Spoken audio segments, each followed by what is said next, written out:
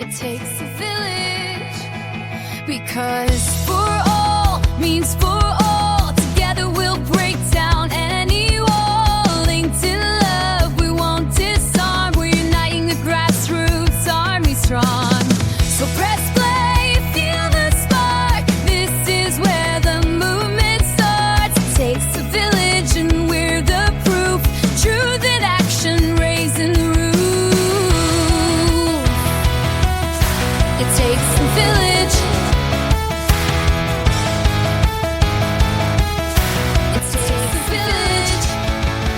We rise together, louder than fear. One voice from fire, crystal clear. From every banner, every street, unity moves on dancing feet. We rise together we're strong. A million hearts singing one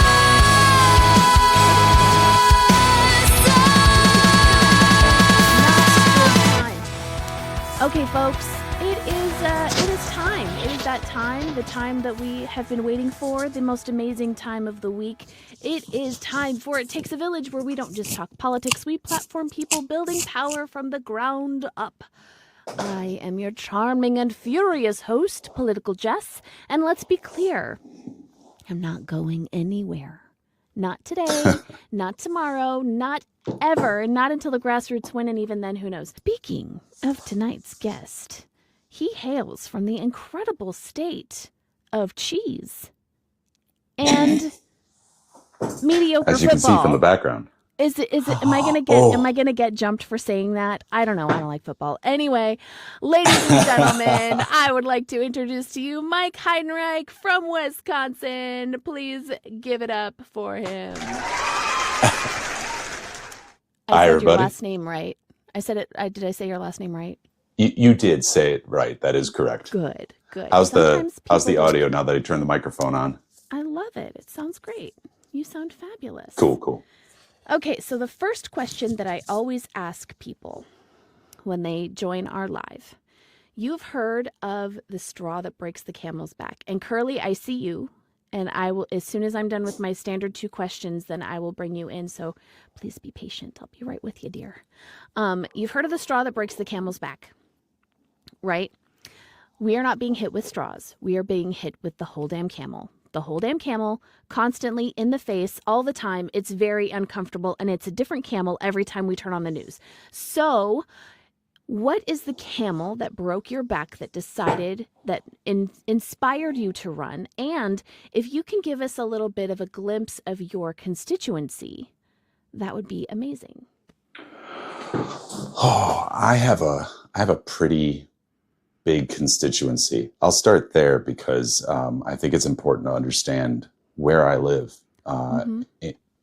We're basically, if you drew a line between Madison and Milwaukee and then it went about 60 miles north, we're everything north of that. So we're Columbia County, and then going straight northeast all the way to Two Rivers. So we're a big square, a big rectangle of the state. We kind of hop over Washington County, which is funny because that's where I'm from.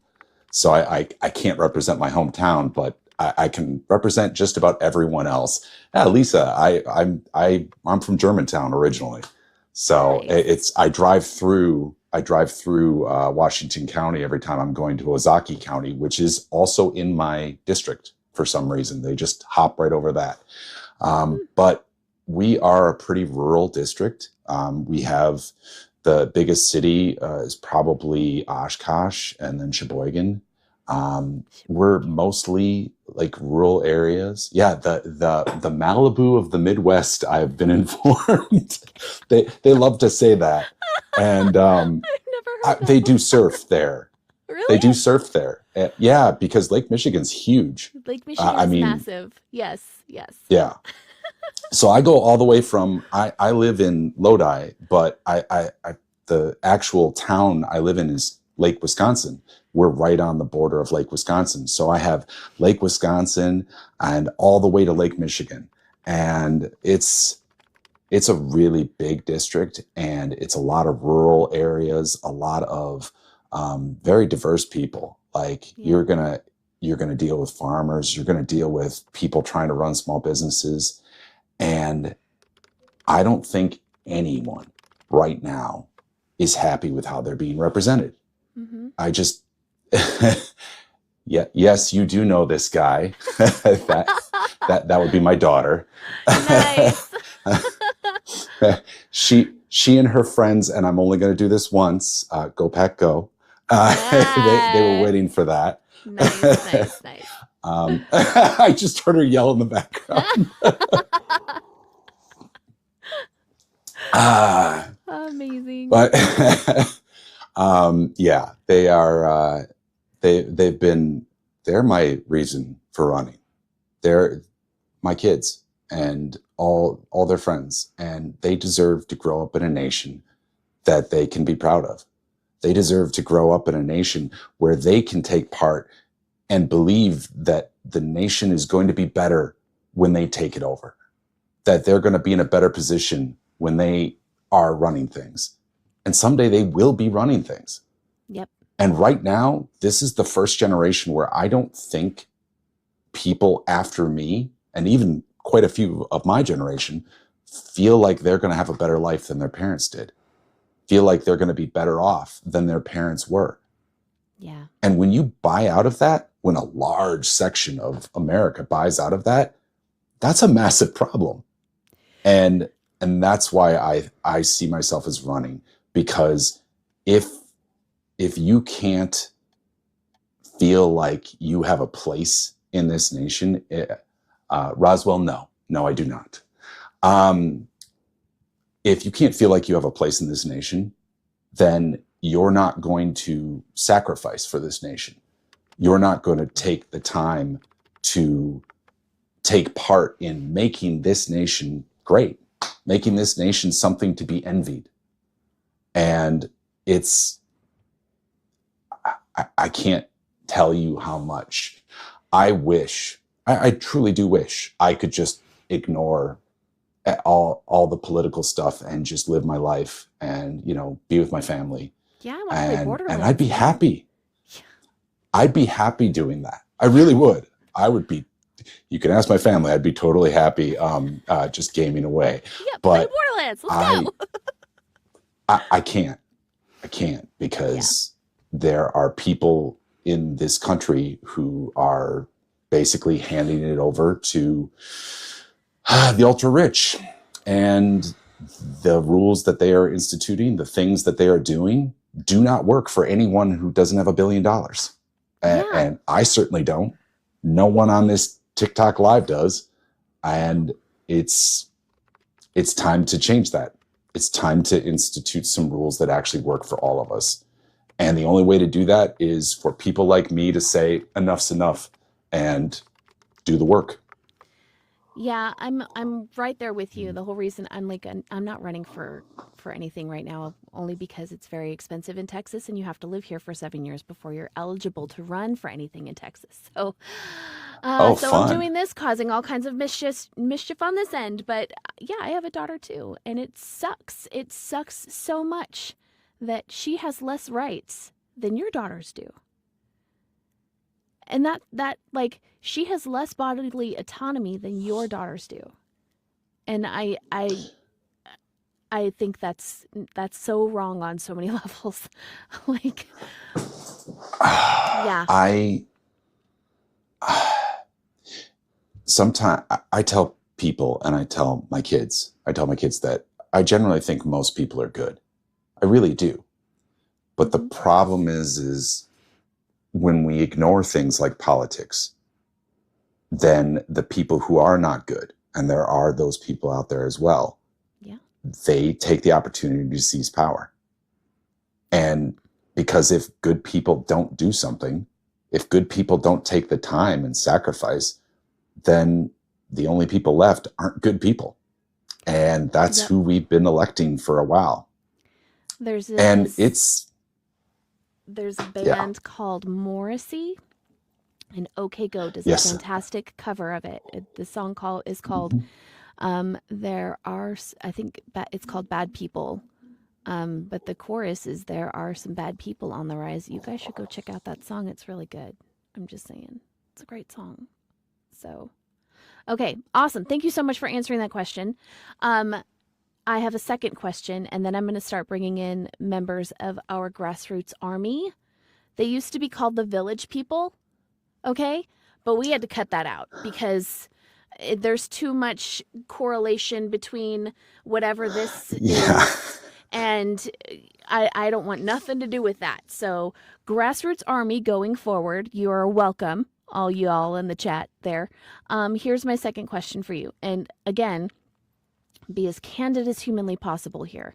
This one is really important, okay? Many voters, especially young, working class, and marginalized communities, feel betrayed by candidates who run on bold progressive platforms but quickly compromise or abandon those values once they're elected. So if you win this seat, and you will win this seat because we manifest that stuff around here, okay? Hell yeah. How will you ensure that your actions match your promises, especially when pressured by party leadership, corporate donors, or political expediency? What is your plan to stay rooted in the grassroots moments that brought you here? Because I don't think I wasn't doing this because I wanted to be a member of the House or a senator or president. When I was a kid, I did. But then I said, I've got to support my family. And so I did that. I gave up on that dream. But I'm not going there because I want to be, looked at as like a big, important person. I'm going because I don't see I have a choice. I don't see I have an option but to go there and work on this. I'm taking a pay cut to do this. Like I work at a power plant at a nice union job. I'd love to stay there. But I don't, the one thing I will say is, and I want everyone out there to hold me to this. If you don't see me working for the things I say that I want to work for, universal health care, fully funding education, I want you to vote me out. Like if you see me doing things other than I said I was going to do, which we have seen before, we have seen people come in as, I'm going to be a great progressive firebrand, and then they just toe the party line. What's the point?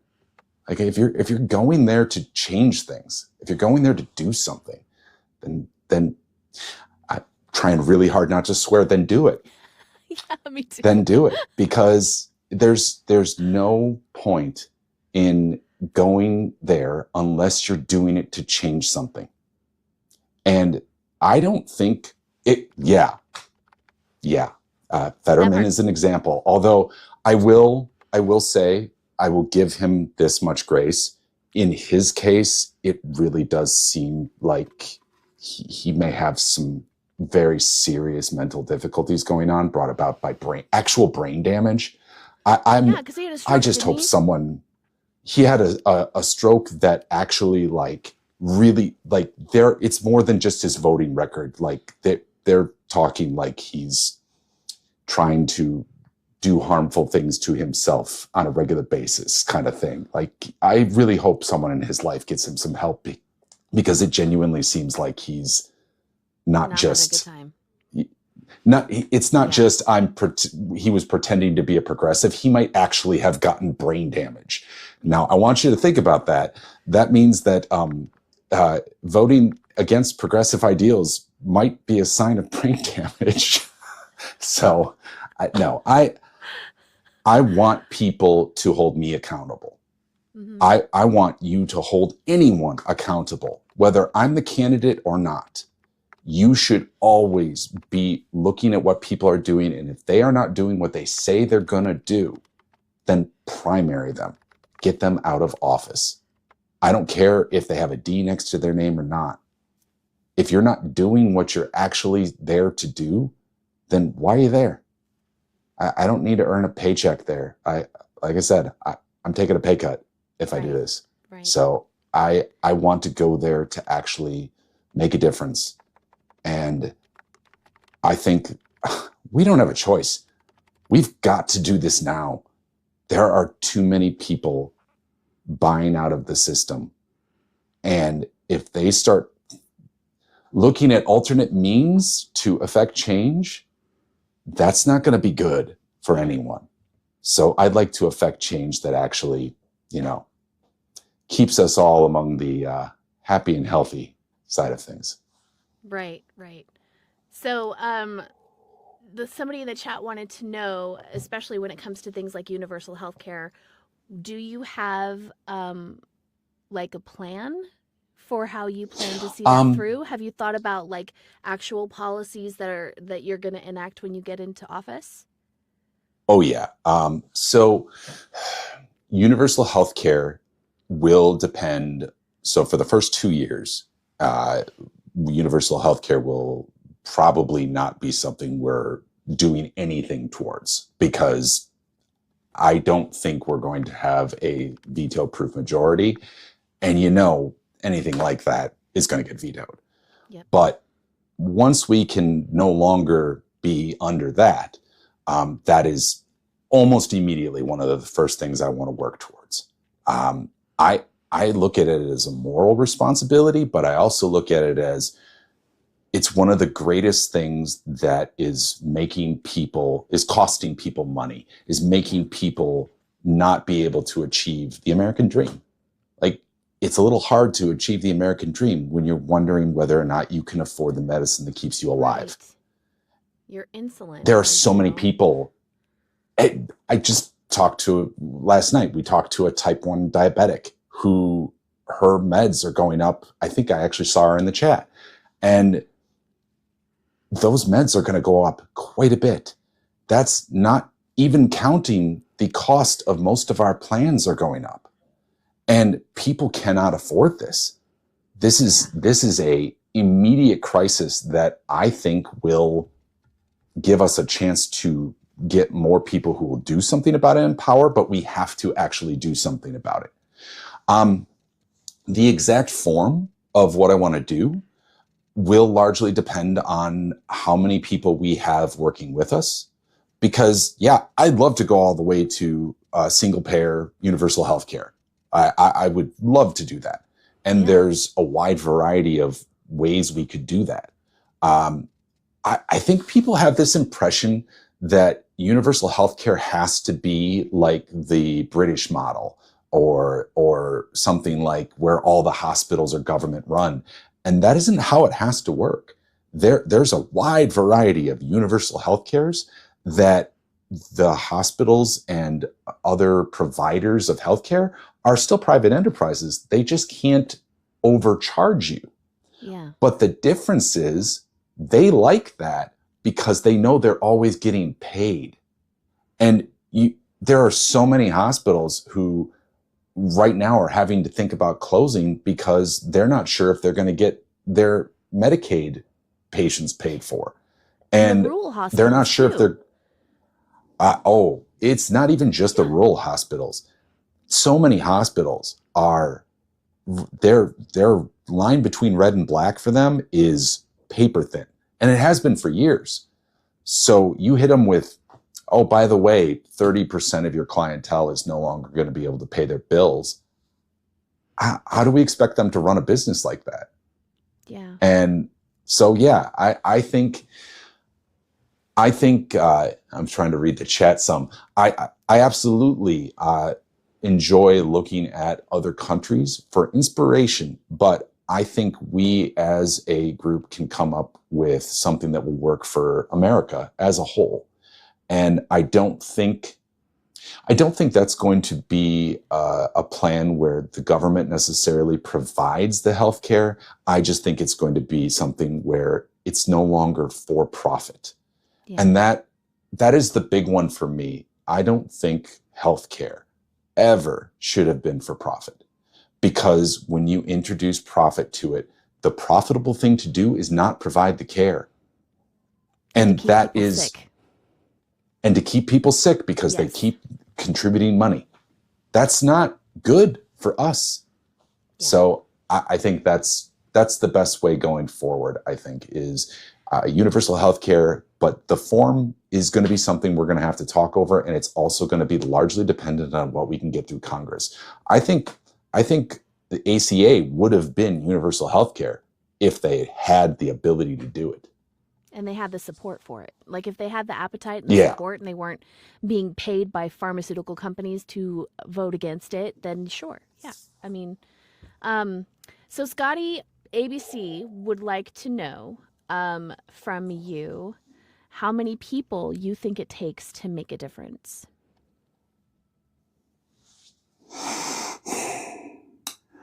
As in how many it takes to make a difference from a campaign standpoint? Not that many. I think if you're looking to make a difference, and you go talk to 5 of your friends, and let's say 2 of them say, yeah, we're on board. We want to change this, whatever this is. Let's say elect me to Congress. And you say, that's a good idea. Let's do that. Well, okay, now you have 3 people. And those 3 people can go out and canvass. And while they're canvassing, on average, on the canvases I've run so far, we generally had 2 to 3 people in a, say, 100-door hit, like 100 doors walked. We would have 2 to 3 people who would be like, wow, I'd like to take part. Now, they don't always show up, but if you even get 1, that's another person, and their whole friend group can then be talked to. One of the things, and I use this example a lot because I was really involved politically with the Obama campaign, is they didn't try and dictate from the top down. They said, here's some tools, go out and achieve it. Yeah. And that is always the way I go with any of the people who work with me. I say, hey, what do you need to make this happen? And let's give you the tools, go make it happen. Yeah. Because I'm not, me, myself, I can't change much. But me inspiring 1 person who inspires 10 people and going on from there and putting in the work, you could build an army real quickly. That's huge. He was talking about more systemic change and how many people you think it would take to do, like, to fix all the problems, right? Like the major things. As in people in Congress and people in the Senate? People who can affect change. How many people do you think? Well, we would need probably a 2/3 majority, and in the House and the Senate, yeah, about that. And that's just the next 2 years. You can have a lot less when you are all on the same page. In Wisconsin, we're trying right now for getting the trifecta, having the House, the Senate, and the governor's office all be Democratic controlled.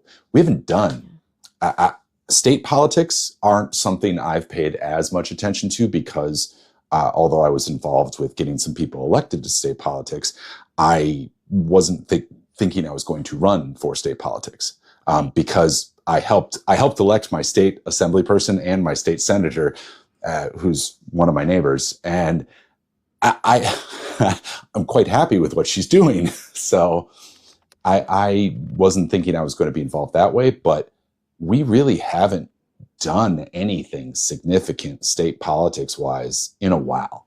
Yeah. And it's because although we've had a Democratic governor for a while, we have had a Republican Senate, and even the reasonable Republican Senate and House members. Robin Voss is I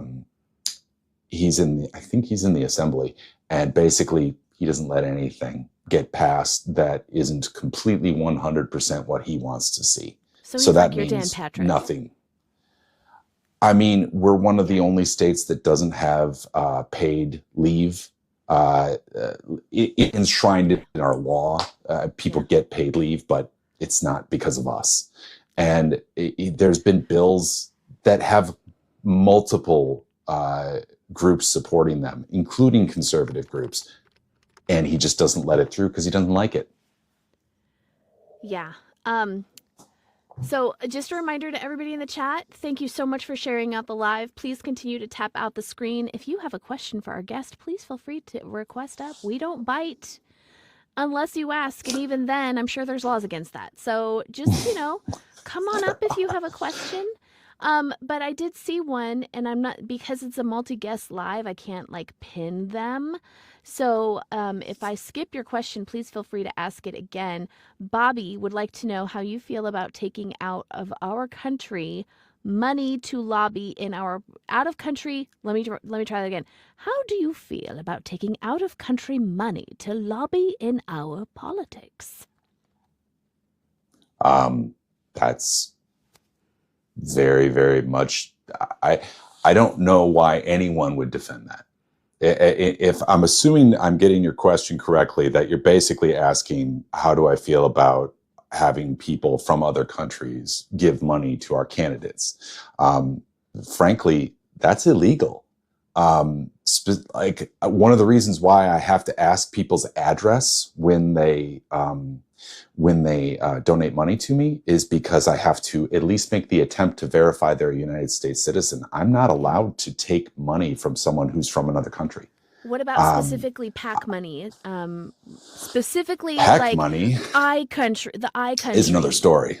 Yes, Yeah, the I country. PAC money is another story, and I don't see any reason to take PAC money that doesn't specify why they're giving it to you. You want to give me money and it's for what I'm already doing? Cool. I had my union PAC give me some money, specifically because I'm a union member running for Congress. I'm pretty pro-union. I definitely will support unions in Congress. So they're like, hey, a good union candidate, let's support them. I'm already doing the things that they would want me to do. And I had a PAC approach me, and they were cool with this statement, by the way. But what I said was, if you like what's on the tin, we're great. You can give me as much money as you want. If you don't like what I'm saying and expect me to do something different, that ain't going to happen. Yeah. Because I'm not going there to get donated money. I'm going there to change things. And if that means that I have to turn down a bunch of money from people who want to alter what I'm going to do, then that's what I'm going to do. And I will continue to work with things like this and do it on the cheap if I have to. Now, I don't think that's going to be as much of an issue.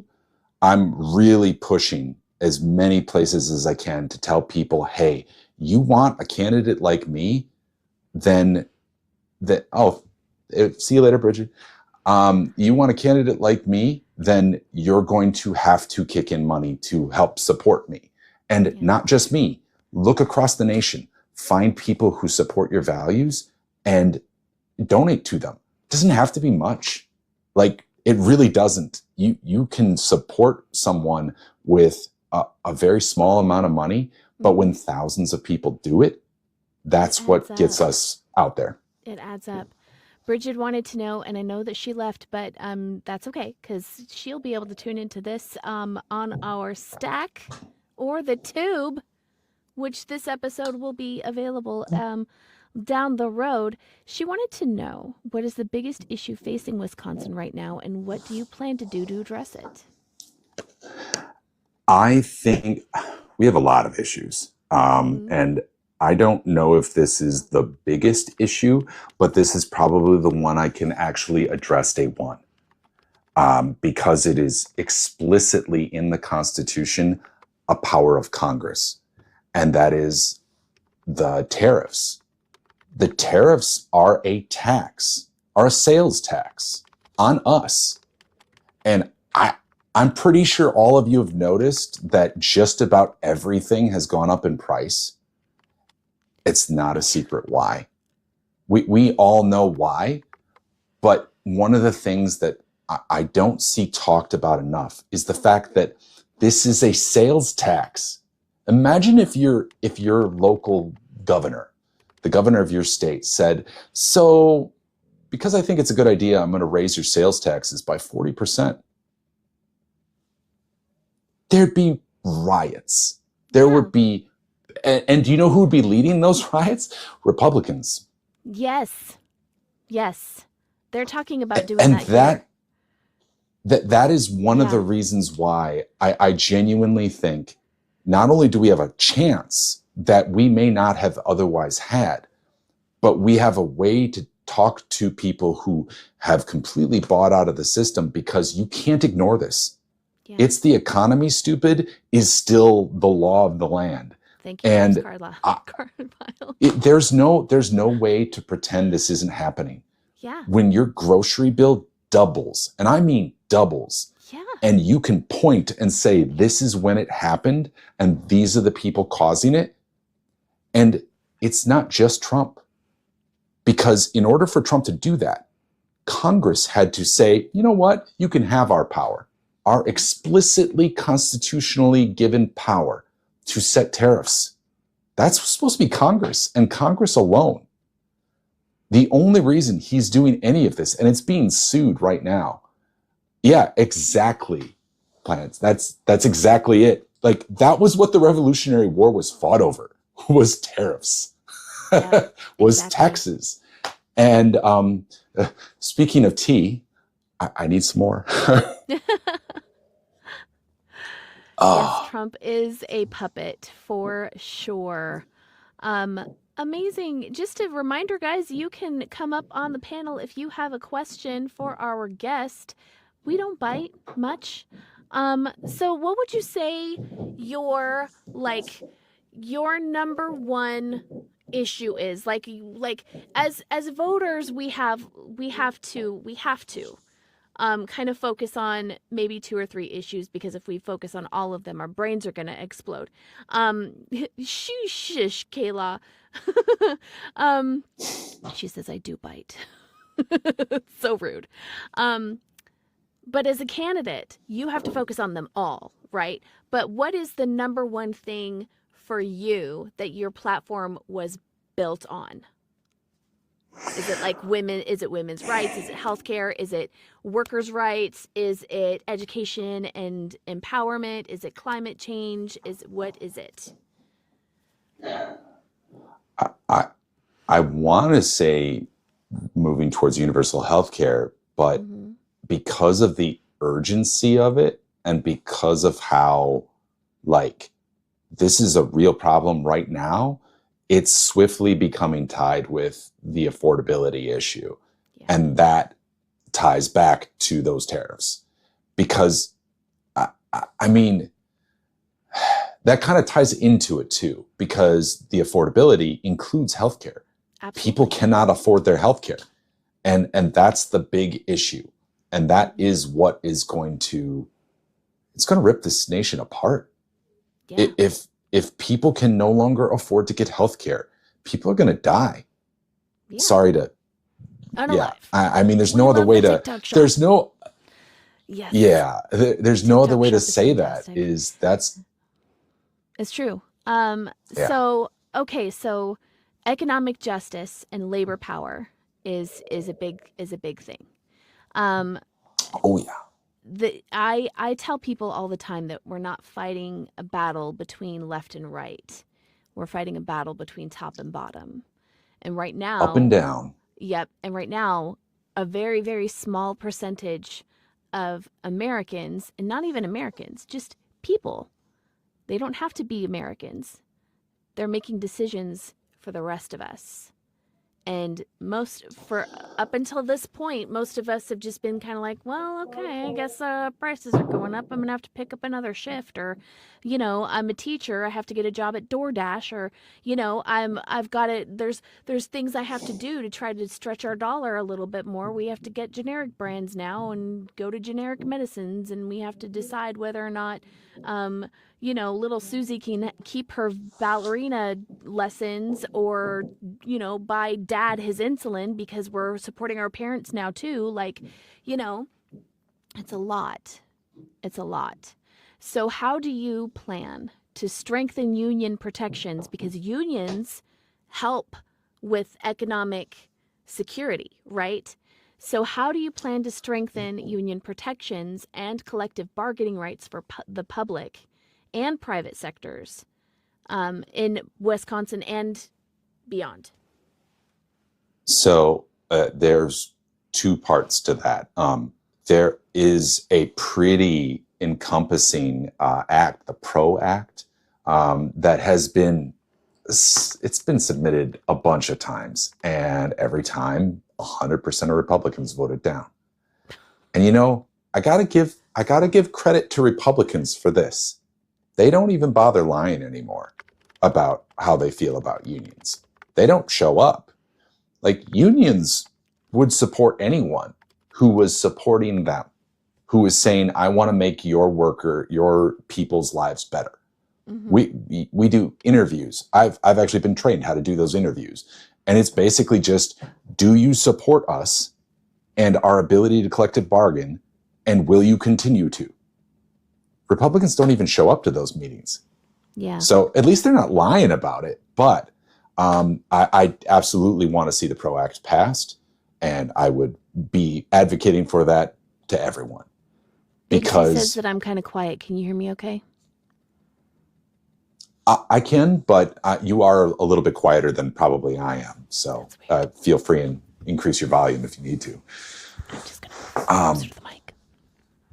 I will say Wisconsin just put together a really comprehensive package. Mm-hmm. And I was at the presentation of it. And basically they said, hey, this is the package of laws that we're going to pass if you elect Democrats in the next election. If we flip the House and the Senate, or Assembly and the Senate, we will pass these laws immediately. It will be one of the first things we do. And it should be. That they are a very comprehensive package that will enshrine people's right to collectively bargain, to actually be paid for the work they're doing. And it's, I look at it as something that you can actually trace the line. You can look at a graph. There's a wonderful training that they give union people who do steward work or mm-hmm. do something called a registrar, which is encouraging union members to vote. I actually just had that training. And one of the things that we see at that, it's called life and livelihood training. Mm-hmm. One of the things we get is a presentation that shows inflation and wages. They used to be pretty much the same. They rose pretty steadily, the same. And then right when union membership started to decline pretty heavily in around 79, right when Reagan got in. And you can watch inflation still goes up. It actually increases, but union membership and wages just stagnated from there. And you can trace it and say, this is when American wages stopped matching up with what they were going to be. And I look at unions as one of the best defense for the working class of actually being able to get the compensation for their labor that they should. Because if I had jobs before I became a union member, mm-hmm. and I'd count myself lucky if I got a raise in 2-3 years. Yeah. And even then it's like 1%. These were jobs I was getting like employee of the month. It wasn't like I was bad at my job. People loved having me there and wanted me to be there more. And I was getting a 25-cent raise in 3 years. And as soon as I got a union job, it was like, wait, you get regular raises? And full benefits? You get full benefits and retire. What's retirement? What's retirement? What's a 401k? What is a 401k? Like, you talk to people nowadays, and they're like, what's a pension? What's a 401k? Most, especially younger people, Yeah. they don't even think that's a possibility. It isn't a union because we kept fighting for our members. And that's what I want to do in Congress. I look at it as my district becomes my union. Yeah. I want to fight for them. And union membership is one of the best ways you can basically organize together to fight for a better life for yourself. So And how do you feel? I hope that answered that. Yeah. How do you feel about a $20 minimum wage indexed to inflation and regional costs of living? And how would that impact what Wisconsin's manufacturing, service, and agricultural sectors? And do you feel like $20 is enough? If you look at inflation, I believe the last time I saw it indexed, it was $26. But we're trying for 20 because it's a round number. I actually was at $7.25 right now. I actually was at the call for 20 and 26 was the, they did a launch with a bunch of members of the SEIU. That was my yes, union. out of Milwaukee. Yeah. They did a call for people and said, hey, if you're a union member, go support this. They're doing $20 for 26. They want to make this an issue that they're going to do going forward. This is at the state level. Mm-hmm. At the federal level, yeah, we've needed a raise of the minimum wage for some time. And people are like, oh, you don't need that much money. It's just a bunch of high school students. It's like, no. I think no, it it's is not. incredibly embarrassing and shameful that the Speaker of the House can stand up in front of the American public and justify the need for Congress to get a raise because they need more money. They have expenses, they have to travel and they have things that they need to buy. Congress. But they won't entertain raising the minimum wage from $7.25 so that Americans can afford to live. And Congress, as we all know and probably agree with, don't do a whole lot of much these days. So it doesn't seem like they do. Yeah. I'd like to change that. I'm so glad. I'd like to change that. I'm so glad. I'm so glad about that. So thank you. I really genuinely, I gotta move a puzzle piece. Sorry. That happens. Oh, okay. I was like, after I was an like, hour, holy it's cow. like, I know. It's like I almost want to jam every time that thing comes on. I'm like, yes, but no, nope. I just moving over a puzzle piece. Do you know what? I didn't fall asleep. Scotty, the worst part about it is, do you know what really that means? If you're making minimum wage, that means you have to have government support, which means all those people who are saying no minimum wage, but get rid of those lazy freeloaders. You're choosing to pay for those people to receive health care, to receive SNAP benefits, because you're not letting them get more money from corporations that are making billions of dollars of profit. You're choosing to do that. So saying, I don't want people to be able to, make more money, it's not coming from you. It's coming from Walmart. Yeah. It's coming from the grocery store. It's coming from a whole bunch of places. And for everyone who says you can't do that because that will close down a whole bunch of businesses. If your business is reliant on basically making sure people have cheap labor, that you're reliant on a person making so little that they cannot live, then your business has no business being in business. And more importantly, we already have proof that's not the case because multiple states have raised their minimum wage, and it did not just not cause the collapse of their economy. It boosted their economy hugely because guess what? When everyone has more money to buy things, that improves the local economy. There's more money in circulation. That's what you want. If you're a business owner, you're getting rid of tons of income that people can spend at your business. Yeah. It's just common sense. It's a cycle.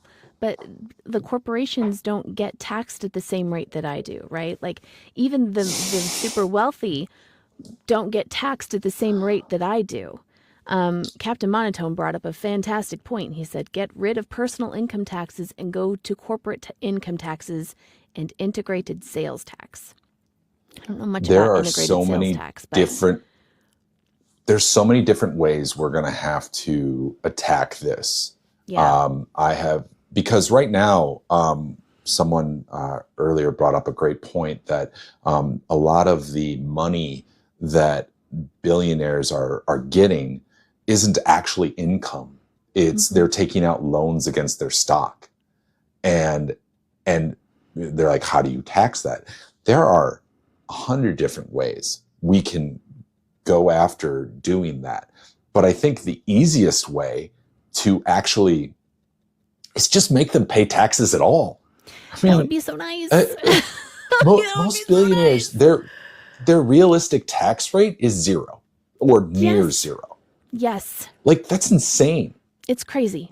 We used to look at income taxes and say, okay, you get over a certain amount. Okay, that you've made enough money. You won capitalism. You don't need $1 billion to and we're not even saying we're going for like 100% tax rate or something like that. We're just saying you should pay taxes. Yeah, and they're not. It's gone backwards. We're now paying a higher share of taxes, but we have no control over the majority of the country's money.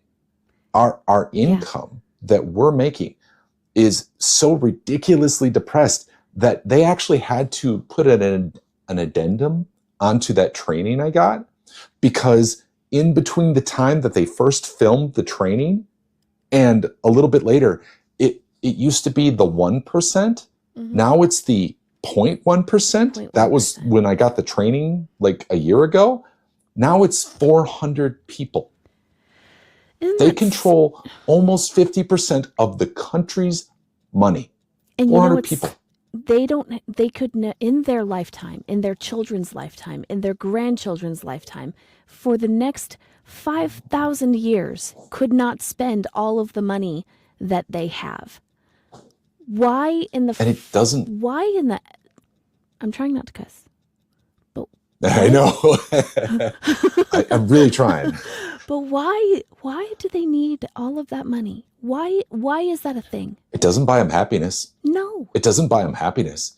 Right now, if he wanted to forever be remembered in a way that would just be a universal, this is the greatest man who ever lived, Elon Musk could end world hunger.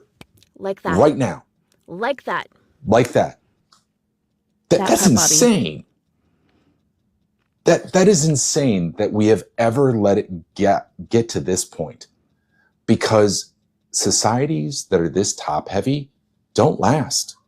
When you have a large portion of the American public buy out of the system, no longer believe that through their hard work and striving that they can achieve something better, then they're not going to try.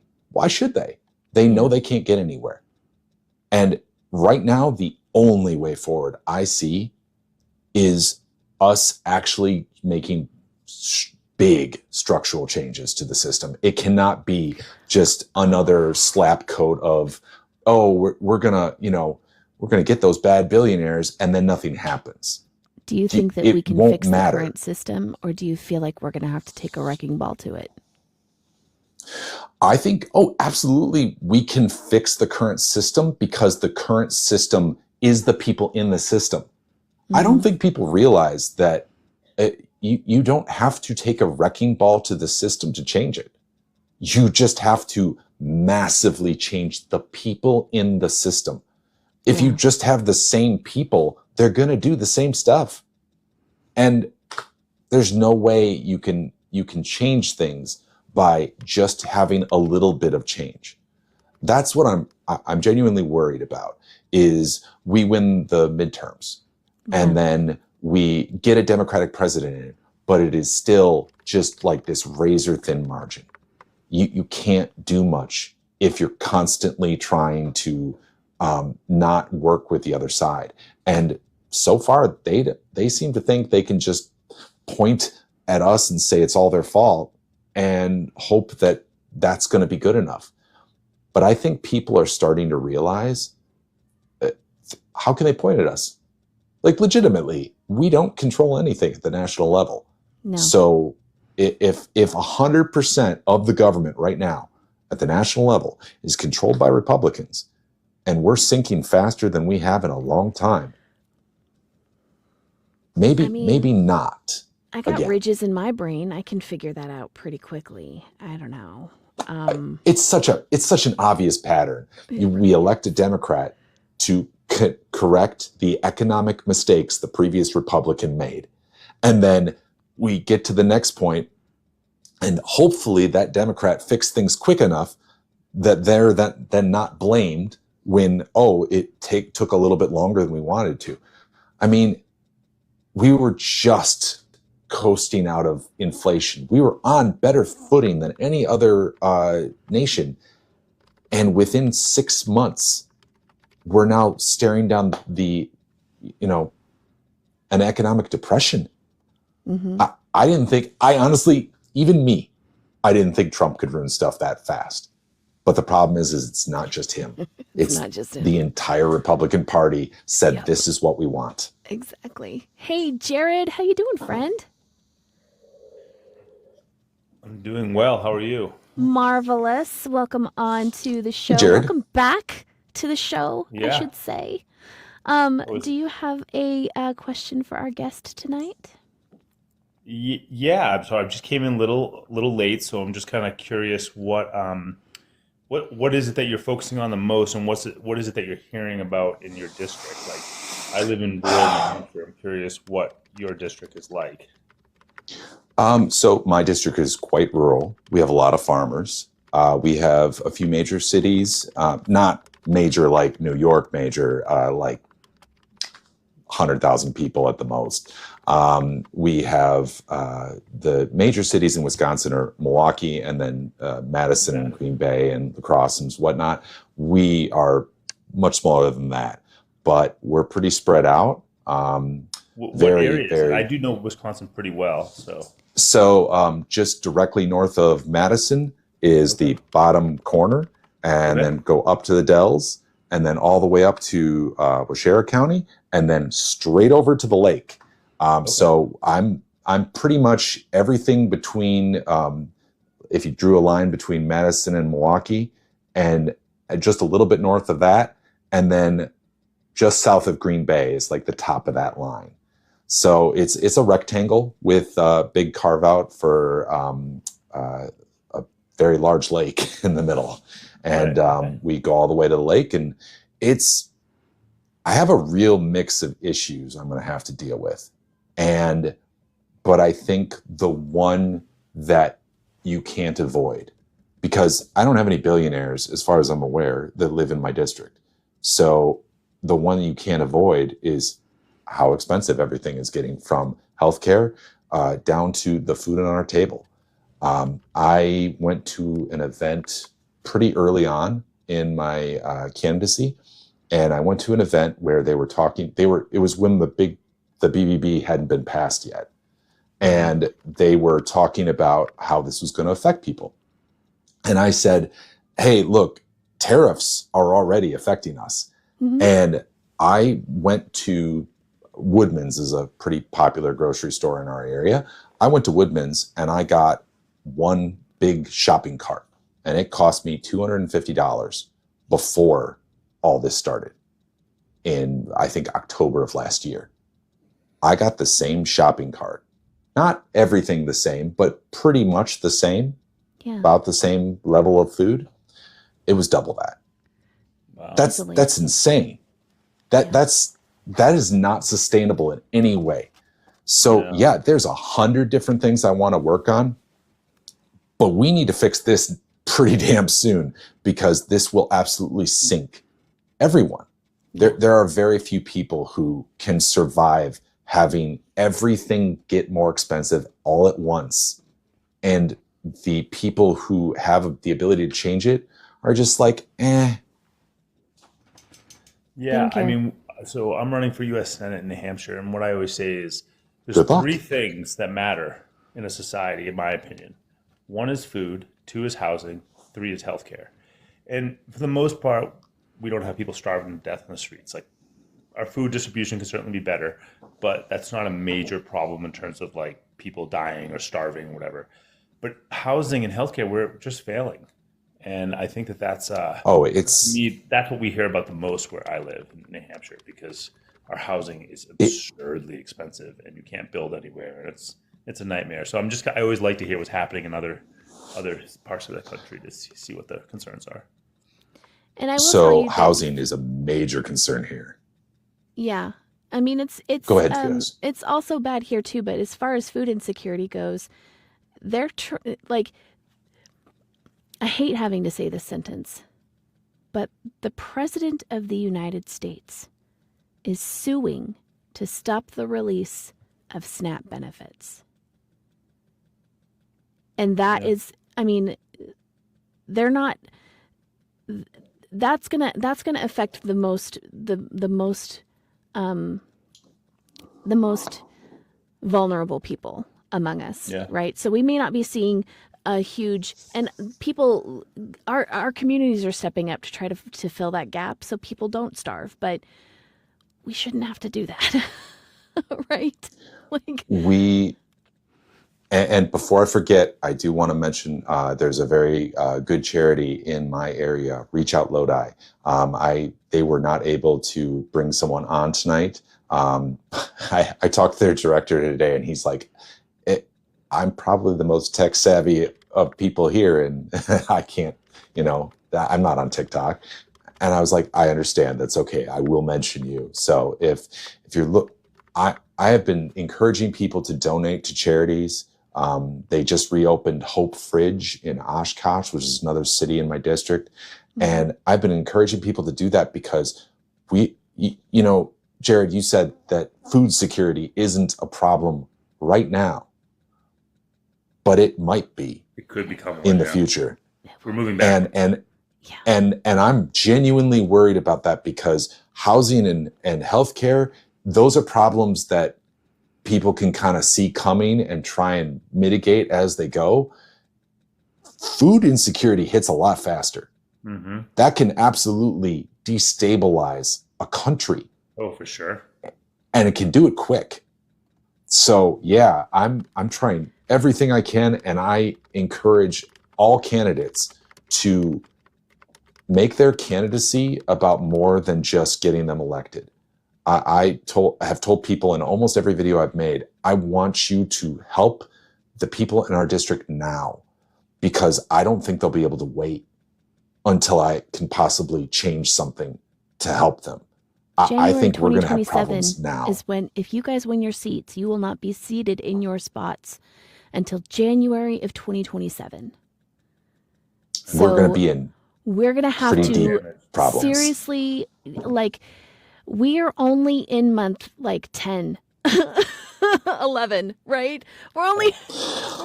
That's actually giving me a headache just thinking about. Okay, I know. Before we all have a panic attack and log off this rage quit here, let me ask you both a question, because Captain Monotone asked a very good question. I want to ask both of you, because both of you ideally will be sitting in separate houses, but both be working towards the betterment of the nation as a whole, right? So what do you plan to do to stop corporate housing buy-ups? Because that is, I know that it's something that's like, it's not like housing or food or healthcare, but it is contributing to housing in a big way, because these corporations come in, they purchase the house, they rent the house out for $3,600 a month. People can't afford to pay that, or the house just sits empty. Yeah, it lowers they can property take a loss on values. It raises property taxes. It is absolutely ridiculous. So, is this something that's on your radar? Do you plan to do something about it? So And I Jared, will you can go say- first. Go ahead, Jared. Okay, yeah. So Jared. this is my wheelhouse. I'm a real estate economist. The thing is, oh God, I'm gonna get in trouble for saying this, but I'll say it anyways. I actually think that is not the problem. It's a symptom of a big problem. So the problem, we do not have unaffordable housing because corporations are buying it. It might make it worse, but we have unaffordable housing because we don't have nearly enough supply to match the demand for housing. And so when I started my career as a real estate economist in 2008, right when the Great Recession, the financial crisis was starting.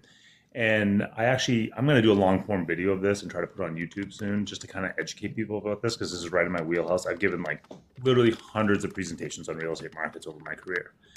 And we have underbuilt housing since 2008 to now by about 3.5 million homes. So we're short 3.5 million homes of where we should be nationwide. And that's the problem, is that we don't construct homes at high levels. And so what happens in those environments is when you start to have something like a shortage in a market, it creates a perfect opportunity for somebody with a bunch of cash to come in and buy up things and know that they can jack up rents more than the local landlord would because they're more sophisticated, they have better data, and they can do it.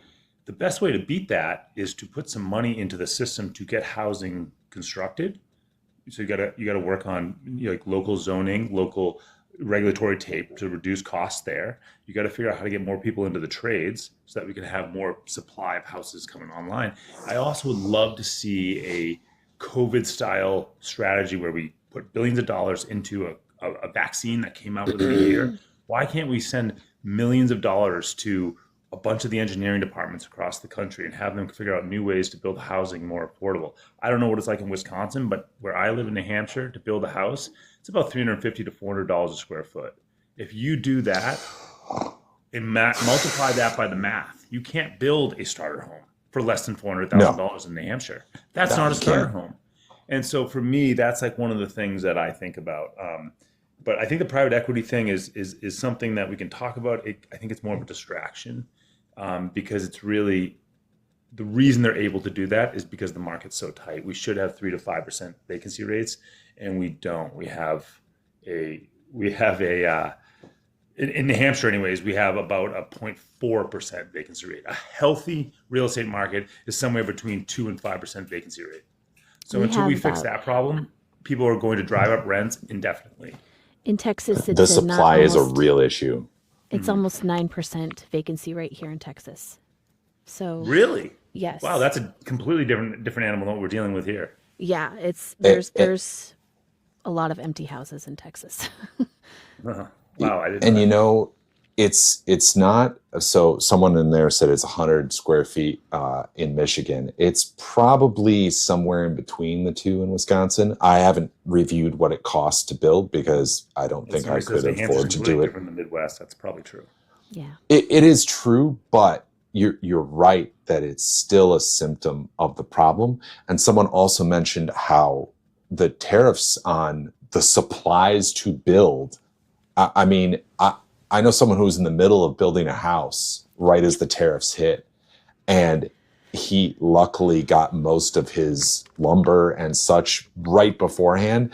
But even the stuff that was left, it kicked the price up thousands, tens of thousands. We should literally be hitting that point all day long. And it has really put a damper on anyone thinking about, well, why would I build a house right now?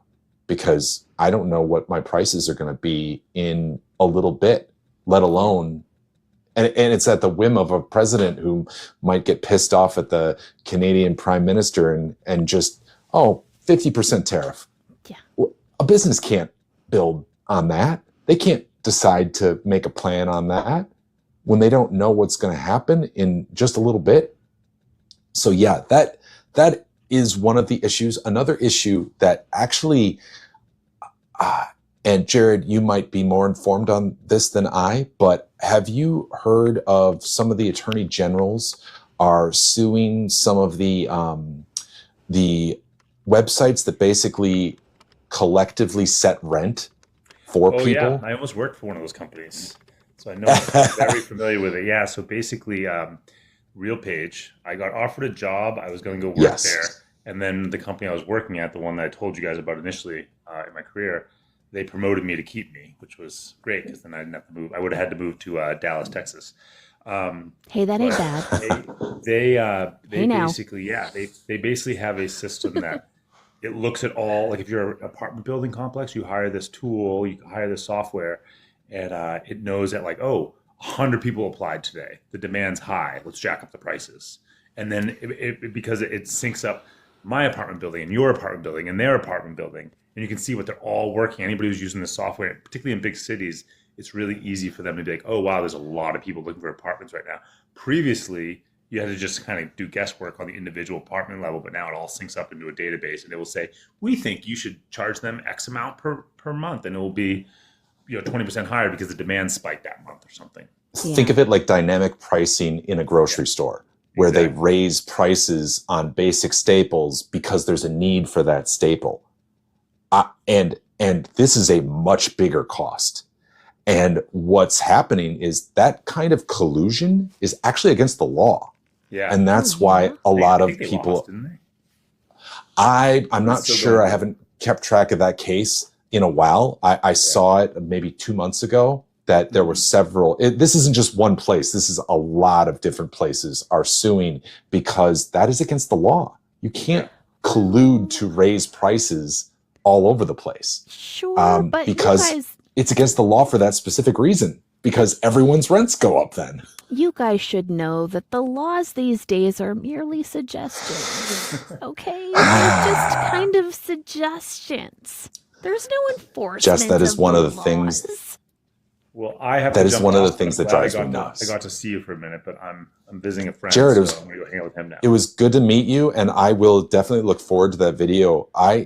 One of the things I tell people is I am always eager to learn more because there are many experts that I may not know fully about their field. So I'm really looking forward to that video, and I will view it as soon as it's up. Yeah, I'm going to try to do it. It's going to be, definitely a longer form, probably for YouTube type thing. It's going to be probably like a 5 to 10 minute video where I just kind of like do a quick, here's how real estate markets work. Here's some data. Here's why we have the problems that we have, at least nationwide. And in the same thing I would have given as a presentation when I was working as an economist. I used to have to go and give presentations a lot. Be that style, something that's like 7 to 10 minutes long. Probably won't get a lot of viewers, but if you are interested in it, then yeah, you'll learn something for sure. So Tag me in it too. I'll Okay? let Jess know when I have it published to YouTube, and Yeah. then she can share it around her network.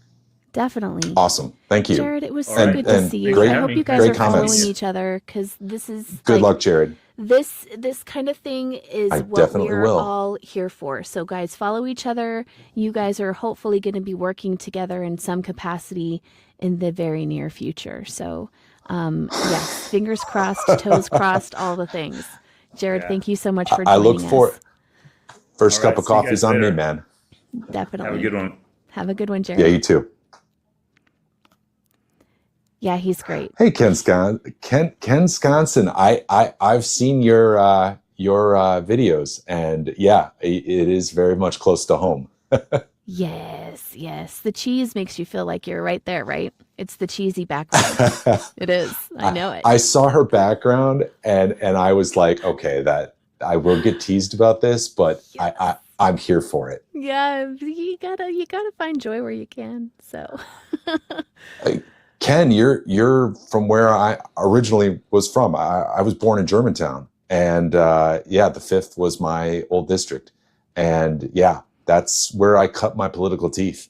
I was in some of the reddest part of Wisconsin. I went canvassing at 18 years old as a Democrat.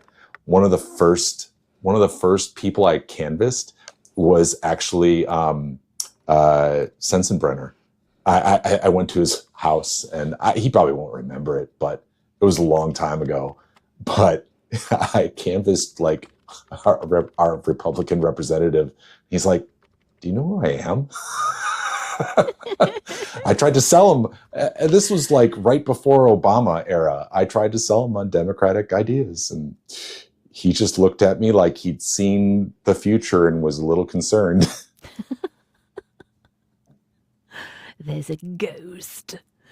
Amazing. Okay, so let's kind of switch gears for a second, because we've covered a bunch of topics, and usually we have a section of our show called Activist Alley where we bring in an activist, and we don't have an activist tonight, and that's not your fault. That's my fault. But we have a lot to talk about anyway. So I figured what we would do for Activist Alley is we would talk about what inspires you to stay involved. How do you inspire the people that you talk to when you are talking at these events and you're talking at, because the thing is, and I don't know if you have this problem in Wisconsin, but especially here in Texas, we have been, I know, V, if you want to come up, then come up because we can chat about stuff. Please come up. I've got stuff, but I want to know, like, the people in Texas are especially Democrats. We are kind of beaten down. You don't feel like you have hope. Well, for 35 years, the Republicans have run the state into the ground, and they just don't have a lot of Democrats anymore don't have the will to fight in this state. So getting them inspired again is a challenge. What can you tell me to help inspire people? And what tools do you use when you're out on your campaign? So, and yeah, Captain, that absolutely, I have been in some of the reddest districts in Wisconsin for my whole life. Like, other than a very short time period where I lived in Madison, everywhere I've lived has been mostly around Republicans and around people who disagreed with a lot of what I thought. And it brought me some heat, a lot sometimes. And what I tell people is the process of changing people's minds and changing people's hearts takes a long time. It's not going to happen overnight. And that's one reason why I declared and why I started running as early as I did. I've been running for months now, and it's because it takes time to get involved with people. You can't come in as a challenger in a place where a lot of people disagree with you and just assume you're gonna, through the shining vision of your ideals, you're gonna suddenly change people's minds. You're not. What you can do is get involved in their lives. Show them that you're a decent human being who just wants to make their lives better. And people are shockingly willing to accept you into their lives and accept you into, when they see that you are intending to help them, like you genuinely want to improve their life and you're going to do whatever you can to make that happen. You'd be shocked how many people are like, yeah, okay, I might not have ever voted for a Democrat, but I'm going to vote for him. And I've had people tell me that they voted for Trump 3 times and voted for my opponent, Glenn Grothman, several times. But they're voting for me in this next election because maybe something got them out of politics, or maybe they thought that they were going to get something different. Maybe they were told, maybe they're pretty conservative socially, and they think that they were going to get a better deal with the other side. Whatever it may be, I'm not telling people because they hold conservative ideals they're in any way bad or something like that. I'm telling them they're not being represented no matter what their ideas are, no matter what they believe. Right now, no one's being represented by their representatives. They're just not. They, you, yeah, but not in my district. Yeah. And I know that people didn't have a lot of hope because they've seen how badly things have been gerrymandered. Wisconsin used to be the most gerrymandered state in the union. Like we were the most gerrymandered state in the union.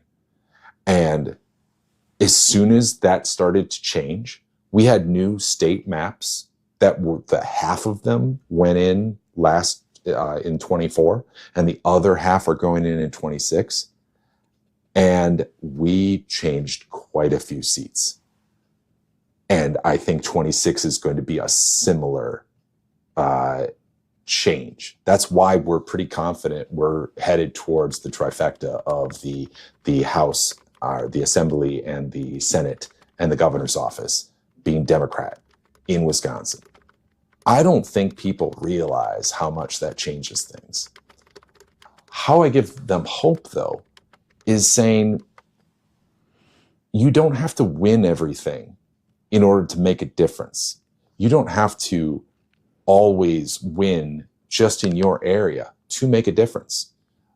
If someone from Texas, say, supports me and helps me win, well, and because of what I say I'm going to do, well, guess what?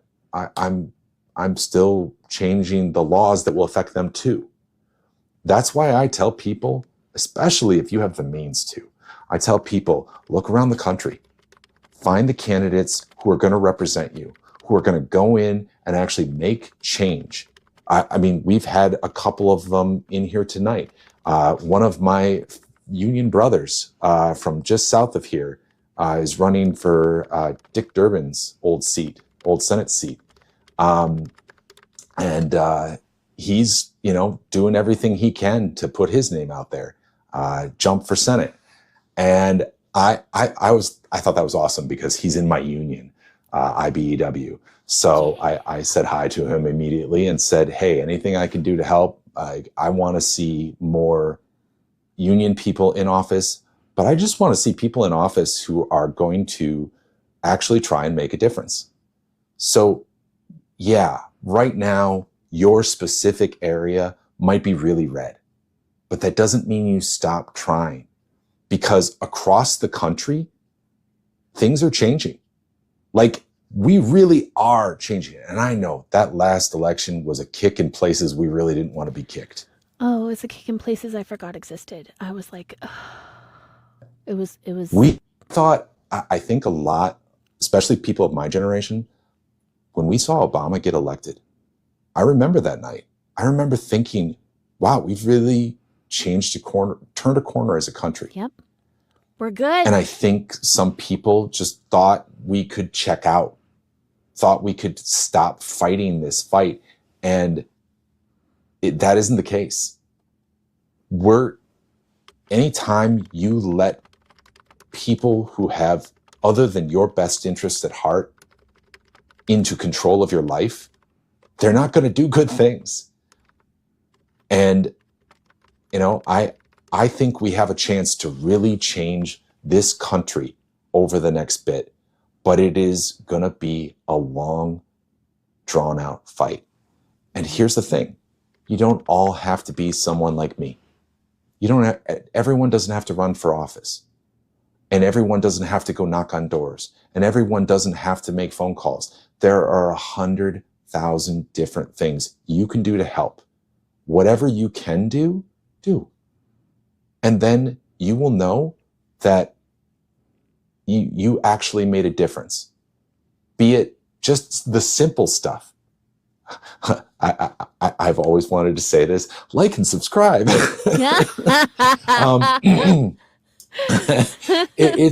But seriously, yes. Having things like this live, share it with your friends, mm-hmm. because that broadens the scope of the people who see it. So much of politics is getting to know my name and face. Yeah. Being able to say, okay, I know that guy. I know what he's going to do. It's really hard to reach 750 potential 1,000 people. Yeah. And that's how big my district is. I ran the numbers a little while ago, and I have to change probably 100,000 people's minds. Yeah. That's a lot of work. That's a lot. But we have hope. Mm-hmm. We have hope because a lot of people are not as vehemently political as they were in the past. So they're going to be looking for their best deal. And I think this last election, they saw the deal they got and realized it was a bad one. And that's going to be brought home more and more and more as things get more and more expensive. Yeah. And there's literally nothing Trump can do to fix that, or Glenn Grothman, other than reversing every policy they've put in since they got in office. And Right. how can they do that? How can they do that? They'd have to admit they were wrong. Scotty brings up a really good point about the Electoral College. Now, I understand. The Electoral College is in our Constitution. It's going to take a miracle and a whole lot of work to get rid of the Electoral College. Because yes, when you place your vote, the Electoral College has the final say, essentially, right? Like in the last election in Washington State, for example, I believe it was Washington State, there was a huge fight with the population and the Electoral College delegates who were voting against the will of the populace, the population. They did the same thing in Wisconsin. Yeah. So how do we deal with that, first of all? And what do you say in response to people like Scotty who have a point that our vote doesn't really matter? How do you bridge that gap? So your vote always matters. But it's not the only thing. It's the base level. There are 100 other things you can do to affect change. So I would say something I can do is one of the things that we can do with the electoral. I don't think we'll be able to get rid of the Electoral College immediately. I think it's a good idea, but I don't think we'd be able to do it. But we could make it more granular. We could make it more like right now, it's broken up into chunks so that it's not really representative of the populations of the state. Yeah. For one thing, I mean, if it was more granular, if it was a smaller chunk meant that you had a representative, then it would be a lot more responsive to people's actual vote. Of course, Republicans are against that because they know what it would mean for them. They know that. Why we can't get rid of it? I'm not saying we can't. I'm just saying it would be very, very difficult. And I don't know if that would be something that's possible. Hey, I would be totally willing to talk about it. I just don't. Yeah, Jess, that's exactly. I'd be willing to talk about it, but I can tell you right now that would be insanely hard.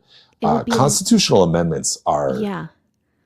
It would be the same thing as doing two-way reform. Like, we all know that that's needed, right? Like, we all know that absolutely is something that we need to be doing. But in order to do it, it's going to take us picking up Mount Rainier pebble by pebble to move it 100 miles away. Not impossible. And see, but really, really I don't hard. even think we need to change 2A. I think we just need to actually pass laws that make sense.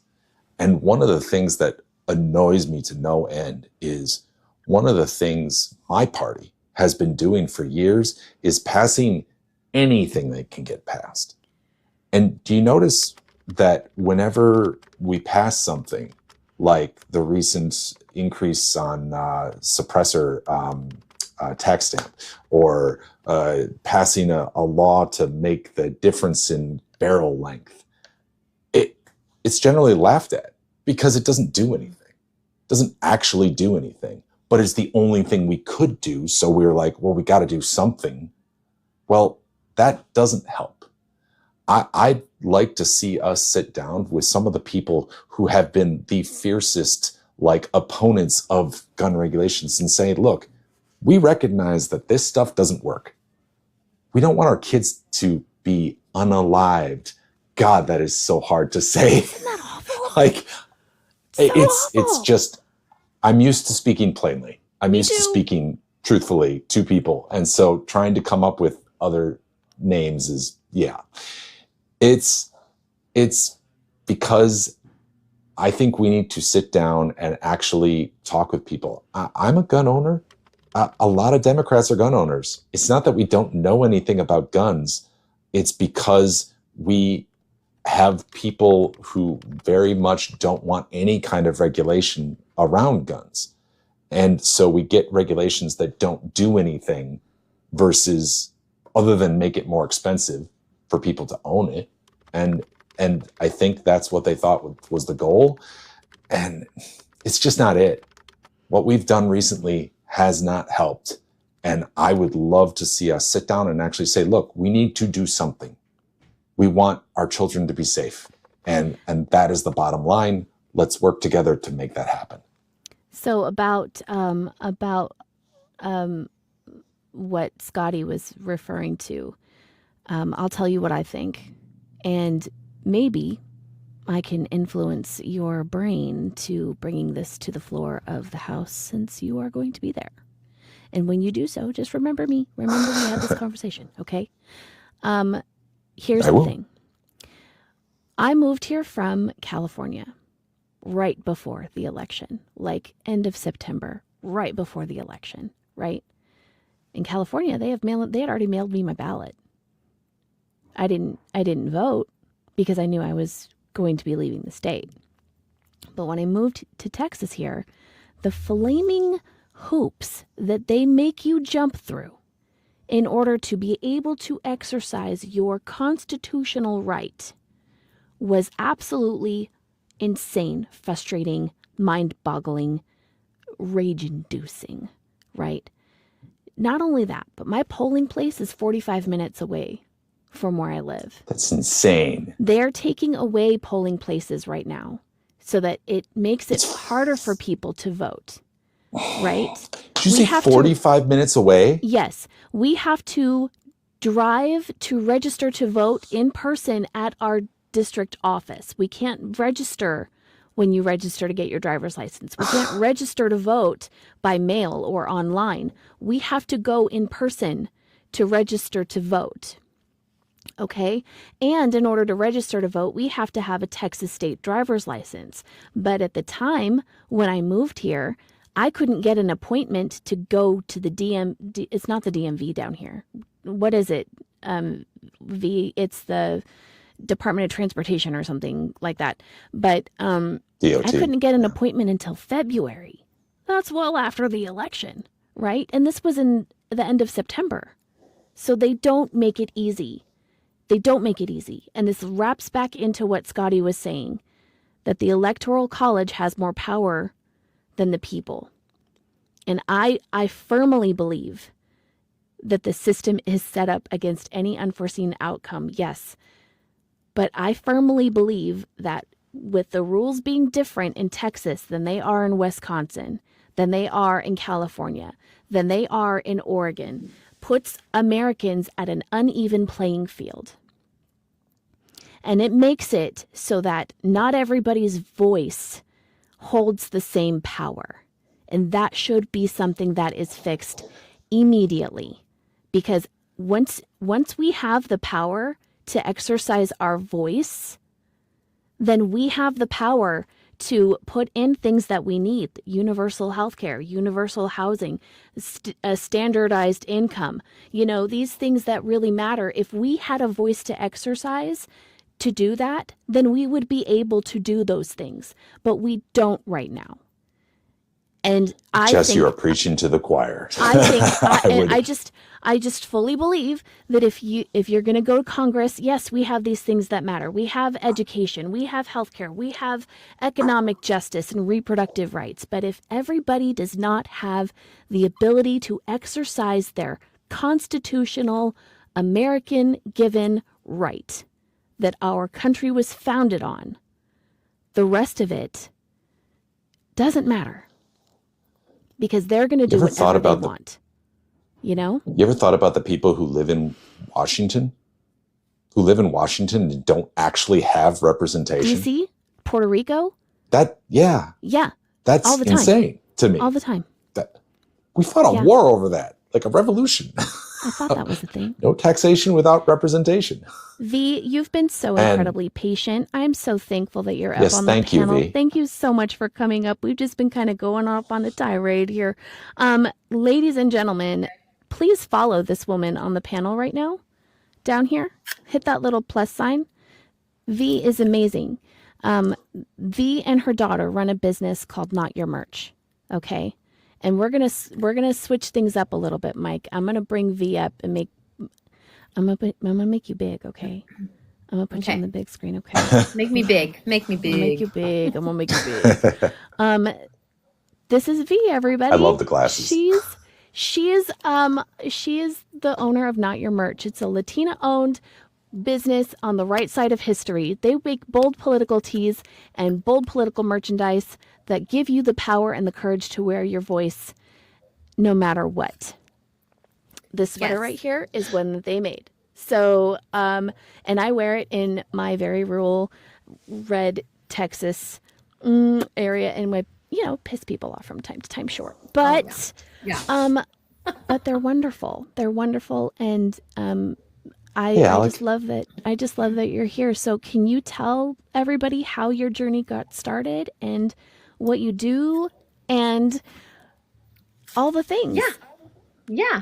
So I was actually, I had a business before and I sold that business about 2 years ago. And I've kind of just been trying to find my place because I'm not retirement age, but I'm very close.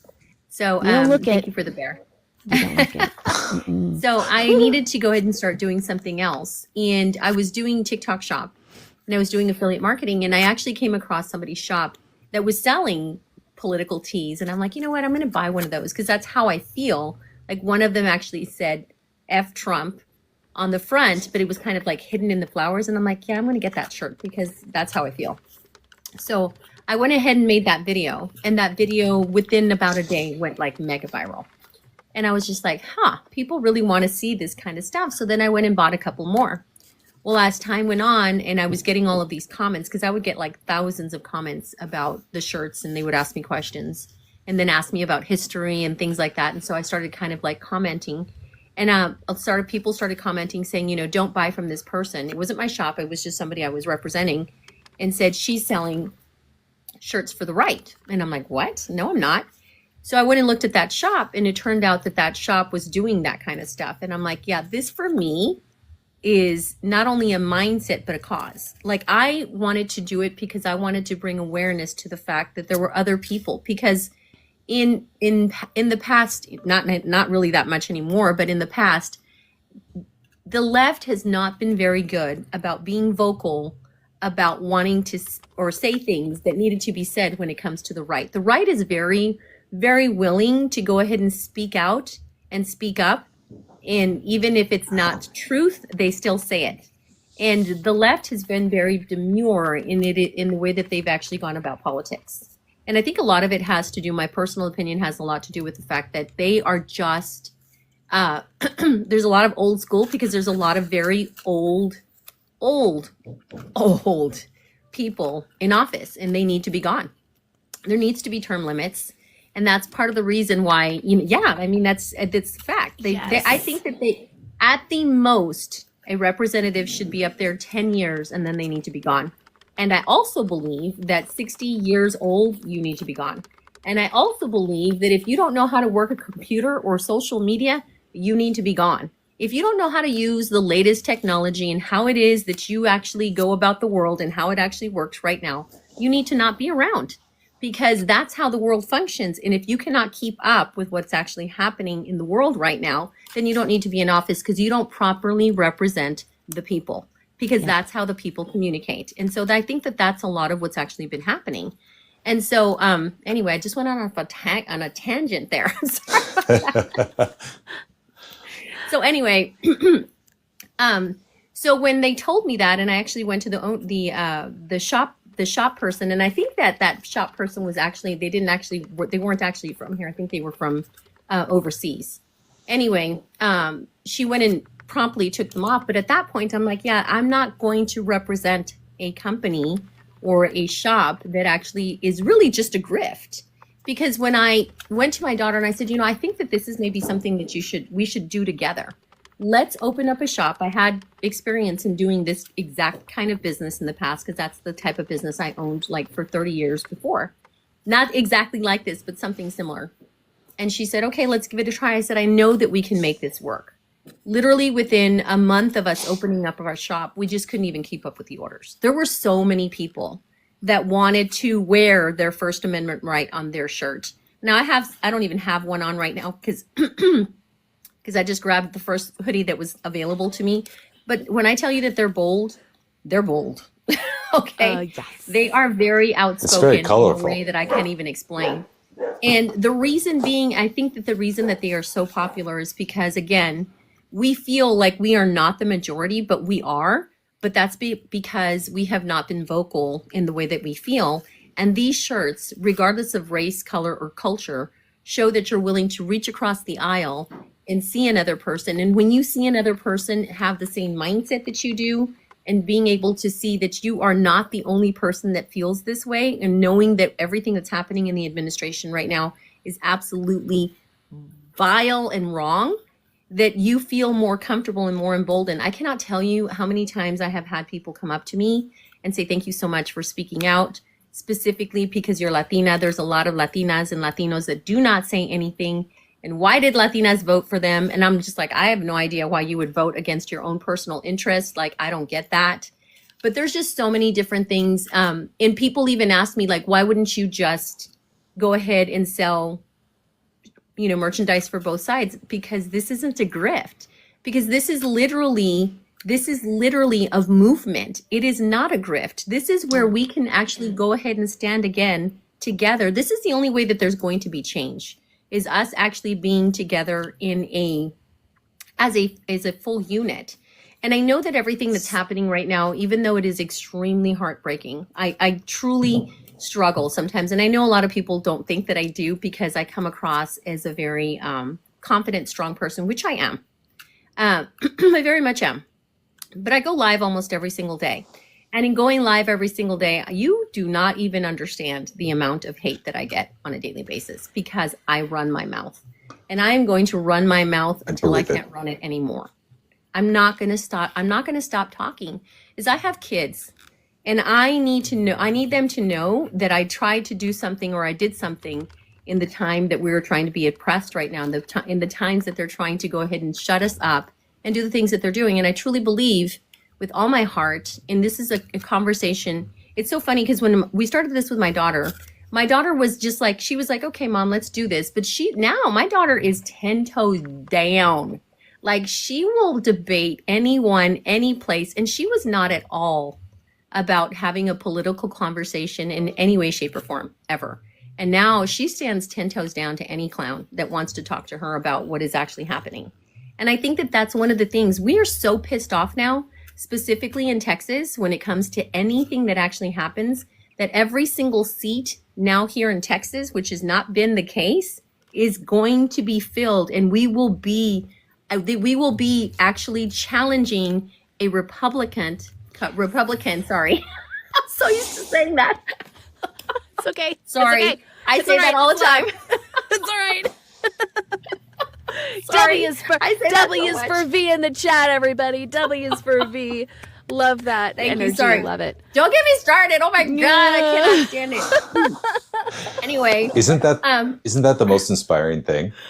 Like seeing your kids, like one of the best things I ever did was when I was running for school board, I went to a like a town hall type thing at the high school, and watching the kids realize, oh, I can affect this. I can change this. I just have to step up to the plate and do something. That's so awesome. And thank you so much for doing that. Yeah. Hey, to all the people with the stuff I can see in the chat, I would love to respond to you, but I don't want to interrupt V. So just understand, we're going to do more of these. And I want to hear even the people who disagree with me. I saw some guy talking about gun control. I still want to talk to you too. Like, just because you disagree with me does not mean I don't want to talk to you. So V, I wanted to keep going, but man, that is one of the things that just amazed me the most was seeing the next generation of people who are going to do this work realize their power, realize what they can do to make a difference. And that's what it is I think that once your kids really see one of the things, and my daughter will say so. I mean, she's here in the chat. She's with the Not Your Merch. That's our company. I'm here on my personal account. And that's where I do most of my content in reference to our business is I do it here on my personal account. And then we do a lot of our other stuff because TikTok is really just really weird. And my content is, it can be a little bit much. And I don't really care that. No, No, you turn it's that, not. you turn that volume all the way to max, baby. And trust me, I do. I Yes. I honestly do not care. And unfortunately for us, and I hate that I even have to think this way, but I know that what we're going through right now was necessary. As much as I hate to say it, it is necessary for us to go through to see where the holes were. We already knew that it was broken, but to see how it's broken right now and to the degree that it has actually degraded is necessary in order for us to go ahead and rebuild and restructure what is going on right now. And I know that it's not going to happen with the next person that comes into office, but what we need to do is go ahead and start cutting all of the corruption at its knees and no longer allow that kind of stuff to happen. And I personally do believe that it is absolutely ridiculous that we have not made amendments to the Constitution over the time. Because back in the day when they actually put the Constitution together, that was in a day where people actually respected each other, where people actually took that handshake, that gentleman's handshake, and actually thought that a person's word actually had value. When you have people like the dozing dementia gonorrhea Donnie up in office that does not have a single conscience or a soul, I mean, when it comes to somebody like that, they do not. I'm sorry, but that's how I feel about I that. love you, V. He's just not going to Sorry, I sugarcoat cannot it. Like, stand him. yeah. When That it was the comes best to thing I've him, ever heard. that person just does not have respect for people in general. I mean, I know that he's got mommy issues and that's why he's so disrespectful to women in general. You don't see him speaking the way that he does to women when it comes to men. And that's because his mom smacked him around and never approved of him as a person. And that's why he is the way that he is. And so that is exactly why it is that the Constitution doesn't work now, because those rules that we had back then don't apply to the small d energy that man gives. And that's why it will never work. We have to make the changes now. And I know that, making changes to the Constitution is going to be necessary because we no longer live in the 1700s and the 1800s when people actually respected each other. Or That even just the early doesn't happen 1900s. anymore. But the Yeah. Constitution was supposed to be a living document. It was Exactly. supposed Damn. to be a living document where you change things as the time changes. Exactly. You know? Like 2A That was coming wasn't out of my mouth. supposed to. Dang, Jess. Sorry, guys. Belt. I 2A get a wasn't little supposed crazy. to stay like, No, with the Yeah. pellets and the powder and the it's supposed to evolve because we as a society evolve, Yeah. right? Yeah. And it hasn't been. Yeah. So Yeah. you're absolutely right. And corruption has crept into every single orifice of Every nook and cranny. government. I mean, when the Supreme Court is compromised the way that it is right now, hypothetically, because I Literally say bought. that right now because I'll get in trouble. But For Literally bought. entertainment, That- and for entertainment completely, and purposes it's- only. TikTok. yes, it's so very obvious when that kind of stuff happens, and the fact that kind of corruption is not cut off at the knees because the checks and balances are 100% compromised, then the whole system is gone to shit, and it needs to be just completely redone. And unfortunately, we're seeing the effects of this now because back, what I would give for another, and shoot me down right now, but what I would do for a George W. Bush I was right just now. going to Like, say, you're going to seriously. say Bush, aren't you? Stay out of the Bush's I V. would give anything for that. Stay Like, out of the for Bush's real. V. Oh my Think God. how bad it had to get that For me we're to even say looking that. at George W. Bush as an amazing president in comparison. Think how bad we Right. are at right now Mhm. that we're looking at past Republican presidents or Mhm. say past Republican candidates. Yeah. Think Mitt how Romney. bad it got. John McCain was the Yeah, last would've- Republican candidate who Yeah. I admired, who I saw as a man of integrity. You know, Like, That's insanity. And I one don't- of the things that I taught my kids was that I've always been a Democrat, but I taught my kids to choose for themselves. And they started to ask us, and I said, the way that I vote is I vote for whoever the best candidate is for the job. I'm not loyal to a party. Now, I align with the Democratic Party because no Republican so far has literally been able to fill the bill, and the level of I'm just like, what? So I've never been able to align with the Republican Party. If I thought truly with all of my being, if I thought that a Republican was actually better for the job, I would vote that way. But that has never been the case. Not one single time. Not once has that been the case. I will give it to George W. though. There was nobody that could dodge a shoe like that man. I mean, he could dodge a shoe with the best of them, like Olympic level. Just Right? but genuinely, when he talked, when you heard him talk, previous candidates talk, you at least got the general impression that they wanted better for this country as a whole. Yeah. You may not have agreed how they went about it. You may have 100% disagreed with every single thing they wanted to do, but you didn't think they were going to literally betray you.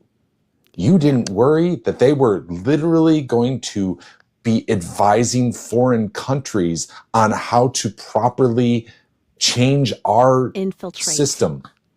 for That's entertainment insane. purposes only. To me. Yeah, for entertainment purposes only. Yes. I know. Reported in the news. Yeah. Yeah. Yeah. Ain't me That saying is this. insanity. That is that is the definition of insanity. And the fact that they don't call out, now they're starting to call out dementia Donaria Donnie, but by saying, that he's falling asleep at he literally, the fact that he calls him Sleepy Joe and just falls asleep on national TV, like I thought I heard him snore the other day. Like he was asleep for that long. Marco Polo Rubio was sitting right next to him and said, if it wasn't for you, Mr. President, and he's like, He was like, out. He was are totally you out. kidding me right now? And he just looked at him and then just looked away and kept on talking. I'm like, you guys are the biggest hypocrites on the planet. Right. I'm like, yeah, but Biden. Yeah, it's always but Biden. So it's never, so he wants to take credit for anything good, which I don't know a single thing that he's done so far that has been good. But he wants to take credit and saying that, we're doing so great, but everything else that's bad is not his fault. Only the good parts, which I have yet to see any good. I read all. today, and I didn't have a chance to verify it, but there's a Institute of Peace in Washington D.C. that he's changed the name to Donald J. Trump Institute. The of Donald Peace. J. Trump Institute of Peace. Yes, I heard the exact same thing just today. And do you know what's really insane about that? They're not the Institute of Peace. They're basically a soft power exercise of the United States government. Some of the people they're talking to very much are not going to appreciate having to talk to something to do with Trump, because I don't know if you know this, but whatever your opinion of Trump here, he's not very beloved literally anywhere else except for maybe Russia. That's it. Like there are no governments around the world who look at us as having a good leader or anyone they want to deal with. Nope. I can tell you that from my merchandise perspective. We ship out our merchandise, the anti-MAGA, anti-Trump merchandise, across the world, like all the way to Australia. They hate his ass. I love this. I love it. Yes. Think about from the standpoint of even if you're, a business owner, think how it's affected. Like you're shipping something that's very obviously anti-Trump, But think about the people who relied on tourism, Mm-hmm. and now their countries are warning them against coming to our country, Yeah. Yeah. warning them about potential human rights violations. Mm-hmm. Like, our tourism took a big hit in Wisconsin, and a good deal of the people who aren't coming are not coming from Canada. Mm-hmm. Think about that. That's it. Yeah. It's Yeah. it's absolutely crazy. And no, they don't even like him in Russia. They actually think that he's a complete joke. They think he's a patronize useful him in Russia. cat's They don't paw, I like believe him. is the They term. patronize him. So there's a difference, obviously, there, because they absolutely think that he is the rolling lunatic that he truly is. He's ugh. There are What not was the enough term? words in my vocabulary. A useful fool. A useful fool. Yeah, the village idiot, as Jess so much coined that little phrase in her merchandise. Which, by the way, guys, go and look at her merch in her showcase, because she's got some great stuff, and she uses it to go ahead and and she's wearing some of her great stuff, but she uses it so that she can go ahead and help grassroots candidates. And so go and look at Jess's showcase, because that's how she actually contributes to grassroots candidates. And her voice is so important. She didn't start this up. She started this not that long ago, and I admire her so much for, wanting to bring up panels and talk to people and talk to grassroots candidates. And just the change that she's made in a short amount of time has been phenomenal. Like, I love this channel so much. And so I'm just really happy to see all of the candidates come up and actually spend time with people and listening to what people have to say, because the people like you that are grassroots candidates Thanks. that will actually get up to Congress and actually start making changes, this is where it starts. And we have to start small and continue to grow big. So that's where It's we're given at. me hope. It's given me hope to see some of the people who are running, because they're very capable. They know their stuff. And I've been in politics now for almost 20 years.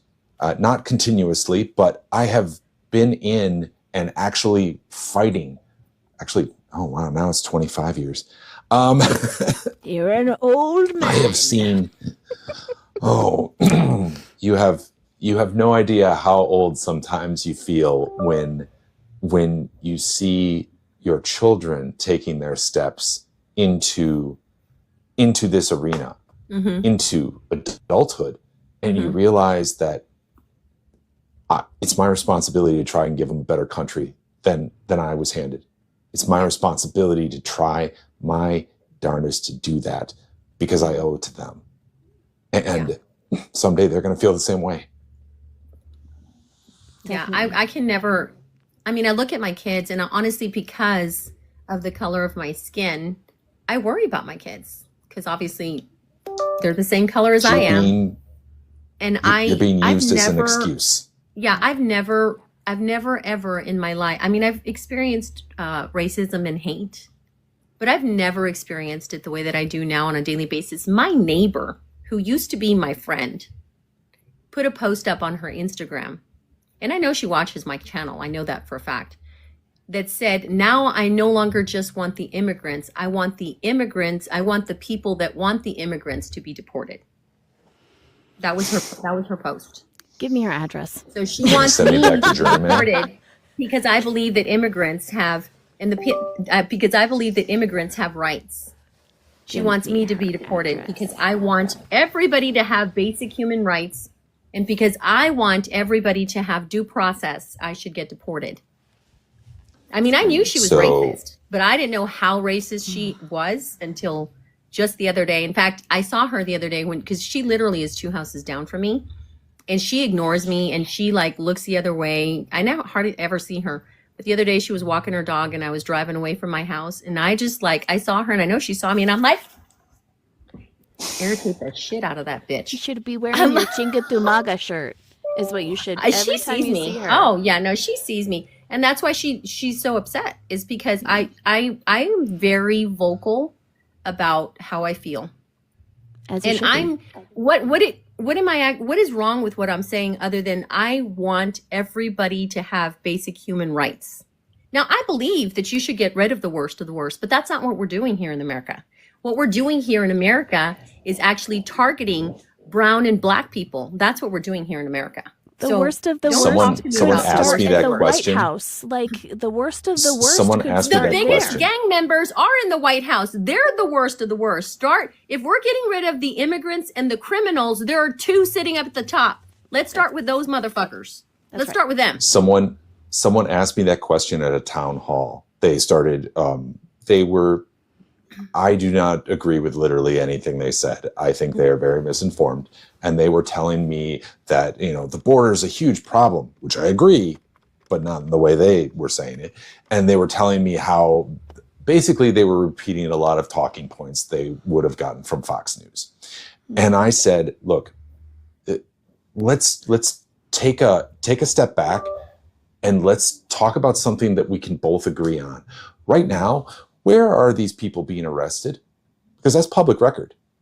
They're being arrested in courthouses, at courthouses, at hospitals, at school drop-off They're lines. taking part in the legal immigration process. So if you're arresting people there, doesn't that mean that they're taking part in the process? These are not illegal immigrants in many cases. These are people who are trying to do the right thing, trying to do this thing you said you wanted them to do, and we're arresting them. Because guess what? That problem you said we had was nowhere near the numbers you said were there. They can't find anyone else to arrest, but they got to make those quotas. So now they're going after people no matter what their skin colors are. This is going to be a problem we all are going to have to contend with. And we can't I don't fix care. it. We can't fix it until January of 2027, you guys. So stay vigilant. We've got a long time. This is a time to stand up for your neighbors, stand up for your friends, stand up for your family, and do not let. It is really hard to swear when I come to this topic, or really hard not to swear when I come to this topic, because Come on, do it. I'll be a good goddamned if I let these people take some of my friends off to a gulag because of the color of their skin. That's damn right. I had to explain to a child. I had to explain to a child that if the protest we were at, if ICE showed up, she had an injured ankle at the time. I was like, if they show up, you're getting on my shoulders and we're running. Because that child was my responsibility. And I'll be damned if I let her be shipped off somewhere, as far as I'm concerned, completely illegally. It is. Because they don't believe she's a citizen when she is, incidentally. It's so gross. Literally in the last 11 months now, 10 and a half, 11 months, I have never seen an America so violent. So many actual pew-pews being used and unaliving people every effing day. It's not like where you would hear about it once in a while, and it's always been bad, so don't get me wrong. But it has never been like this. And the way that this man just continuously just worships, the worst of the worst, like, CK, and actually does not honor people that truly deserve, like the lawmakers that were unalived in their homes. Like, Minnesota. He literally, it's the January 6th, like, I could go on and on and on. And the fact that the Republicans will sit there and tell us that we are the party of the violent. I'm just like, are you kidding me right now? Like, what poll are you looking at? Left. Like, what reality do you live in that you think that we are the violent ones? There's been so many people that I've seen here on this app where they are literally saying, Mr. President, step aside and let us go door to door so that we can take care of all of the leftists, so that we no longer have a Democratic or a left party issue in America. Like, I've seen so many videos like that. I have seen so many videos like that. And they're literally saying, we will take care of them. I want them to come up to my home because, oh my goodness, you have no idea. You have no idea what will happen to you if you come to my home. Yeah. The sad thing is and you're wondering where all the Proud Boys are? They're called ICE right now. That's where they all are. Yep. I mean, that's the reality that we live in, and it's so gross. The KKK now wears masks, and they're labeled ICE. Yep.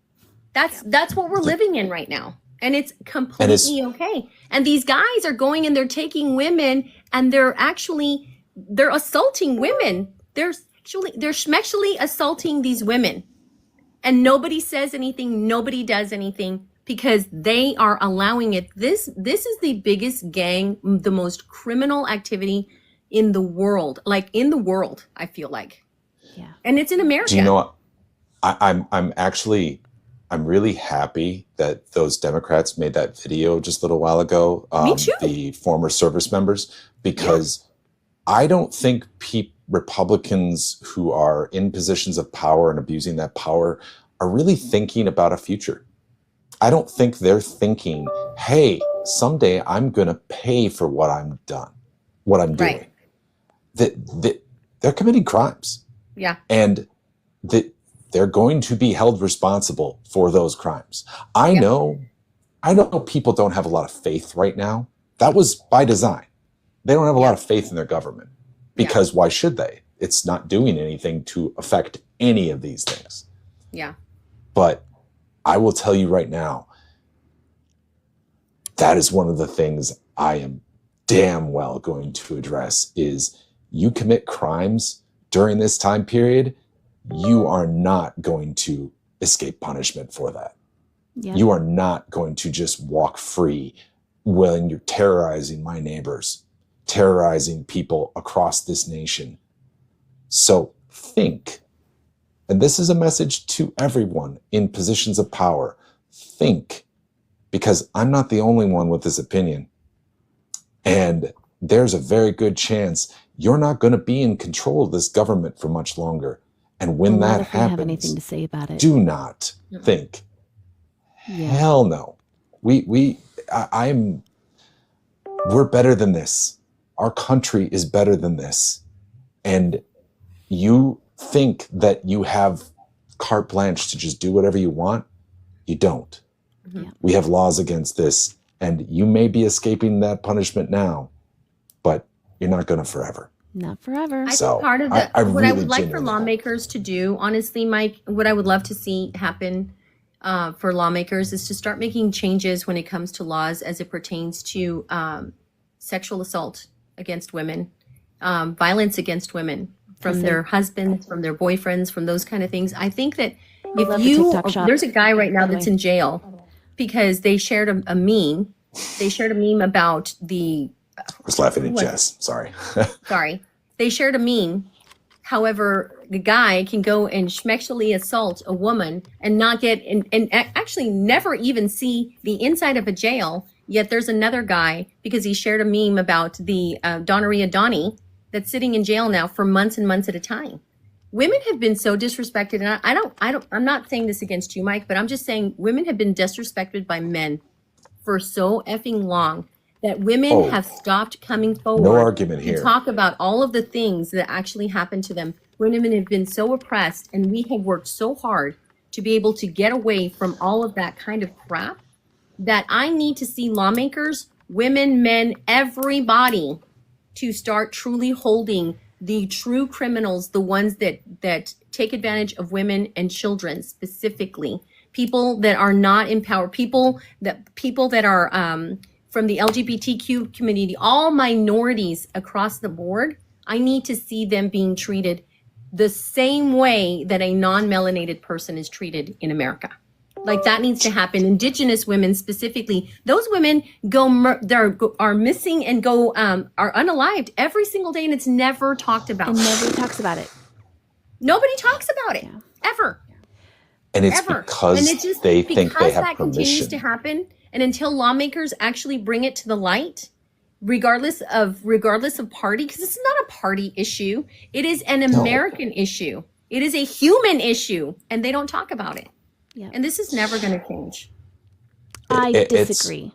I disagree. I Well, I'm think saying we with can- not with the people that are With in this office right current now. With the people in administration, power, no. absolutely. No, because Yeah, they're no. too hungry for You're power right. and they're too drunk on, and I keep telling people this. There's a variety of levers that they have at their disposal, right? They're in power right now. They're going to pull every single one of those levers before they lose Yeah. power. Because it will mean the end for them. We will never, ever, ever allow this to happen again, ever. Right? No. So they are going to pull every single lever, and you guys have got to be ready for that. So Yeah. It's going to be a fight. it But is. I'll tell you right now, people like me, I'm not alone in being willing to take that fight. There are, and Jess, you've been bringing so many of them on here, and that genuinely makes me happy to see that I'm not the only one who is going up there with the intention of fighting that fight. Not because I want to fight people who are conservative, but because I want to fight people who are corrupt and who are basically pitting the left and the right against each other because they want to keep the top in power. Yeah. And that's got to change. Yeah, it's terrible, and I know it's going to take time. I understand that it's not going to happen overnight, but we definitely need to start pulling these people out, and they just need to go. I just want this entire administration to go away. I think that we will see that. We will see that. I think their own imagine. incompetence is pushing that way. Yeah, imagine. That, and I Because believe even that if you because believe- they are literally, just like you said, they're pushing every button because they're in full panic mode. I mean, we know they're failing. They're just not failing fucking fast enough for me. That's all I'm saying. That's true. But And so let's say you believe completely different. Let's say you're of complete opposite mindset. You think they're doing great. You're informed that they're doing great. But the problem is you can't pretend your grocery prices aren't doubling. Right? You can't pretend all those things aren't happening. Yeah. So no matter what you think about their social politics, you can't pretend that they're not failing you. And that goes for the entire Republican Party. And I think that's why we have a shot to really affect massive change. Because, yeah, it's really hard to convince people that they've been lied to a lot for almost their entire lives. My entire life, they have been basically told something that is not true. But it's a lot easier when I have an economic... The prices... the MAGA, the true loyalists, the ones that are absolutely delusional, Lost. they truly believe that he is doing, that their grocery prices are not more, that they're this or that. Like, you have no idea how many times people come into our lives and they tell me that it looks like that I must be on EBT, or that I'm clearly, I truly give, and no offense about anybody that lives in a trailer, but I clearly live in a trailer and I'm just, destitute. I'm like, what about me gives that vibe? I'm not throwing shade at any single person that struggles at all, but I'm like, is this because you're projecting? Like, I don't understand what about me gives that vibe, but I don't even care about that. But how is it that you don't see? Because unless your bank account has 8 zeros behind it, he doesn't give a fuck about you. Nope. At all. It's because not even a to bank them account, being it's the poor is a cryptocurrency. sin. Yeah. It's because to them being poor is a sin. It's somehow indicative that you are a bad person. And you're not And blessed what's by the truly sad Lord. about that is, what's truly bad about that is the majority of people who have that opinion are probably included in that I'm poor category. I know. Because most of us are poor compared to the people currently trying to push the levers of power. Yeah. I don't have money like that. Yeah. No one on here does. Yeah. I don't know. No, I absolutely don't think, not. I don't think I was telling Jenny this earlier. You guys had like 150 people in your life. If you combined everybody's income, it still wouldn't reach the lowest of their ilk. Like, it wouldn't even touch it. It's just insane. It's so crazy to me. I just don't understand. Yeah. K-Law, one of the things that I always shocks me is how many people look at ever being poor as like a symptom of laziness or of what that, and it's like, I've been poor. I've been broke. I've lived in my car. I haven't gotten to that point, but I've been at I just lost my job immediately after having a child for the first time. Oh, wow. Through That's hard. Nothing I did. Yeah. Through nothing I did. I had 2 jobs the next day. They didn't pay as much, but I worked my butt off my whole life. Yeah. And it drives me insane when people treat people who might have had one little thing that tripped them up as somehow they're evil. And it's like, they're you Yeah. with one iota less of luck. Yeah. Sorry. Those are my dogs. Adorable doggos. They're so dang I'm cute. surprised my dog hasn't come in and So dang cute. I They're little like schnauzers. to the people So cute. Adorable. Sorry, my To the son was people showing in me, this live- he makes stuff on his 3D printer. And Oh, he was cool. showing me one of his Oh, 3D cool. prints. So anyway. can we see? Anthony, come here, honey. I find that fascinating. Like, Oh, yeah, I work at a power plant, and a he's a bunch of people complete there have nerd. 3D printers. And Really? He's a complete nerd. And he's been playing with 3D printers for a long time. And he did a 2-color No. 3D print. oh, that's sweet. Sick. Oh, sell that in Wisconsin. You would get a Dude. lot of customers. Anthony. I'm telling you right now, you would get a lot of customers. Isn't that pretty? That's amazing. I think like, it's a tree topper, right? A Christmas tree topper or something? that's really awesome. Oh, that's Actually, great, Anthony. W's for Anthony. I might in the have to chat. buy one of Oh, those. amazing. So cool. Okay, well let's switch to something a little more inspiring. Real quick before we close up for the night. Ladies and gentlemen, this is the information for Not Your Merch. If you're not following Not Your Merch, you absolutely should be following Not Your Merch because they make bold political tees that give you the power and the bravery to wear your voice on your chest. And it is invaluable these days when you're walking through a farmer's market and you know exactly where people stand. And you can just give people a wide berth, just give them some space.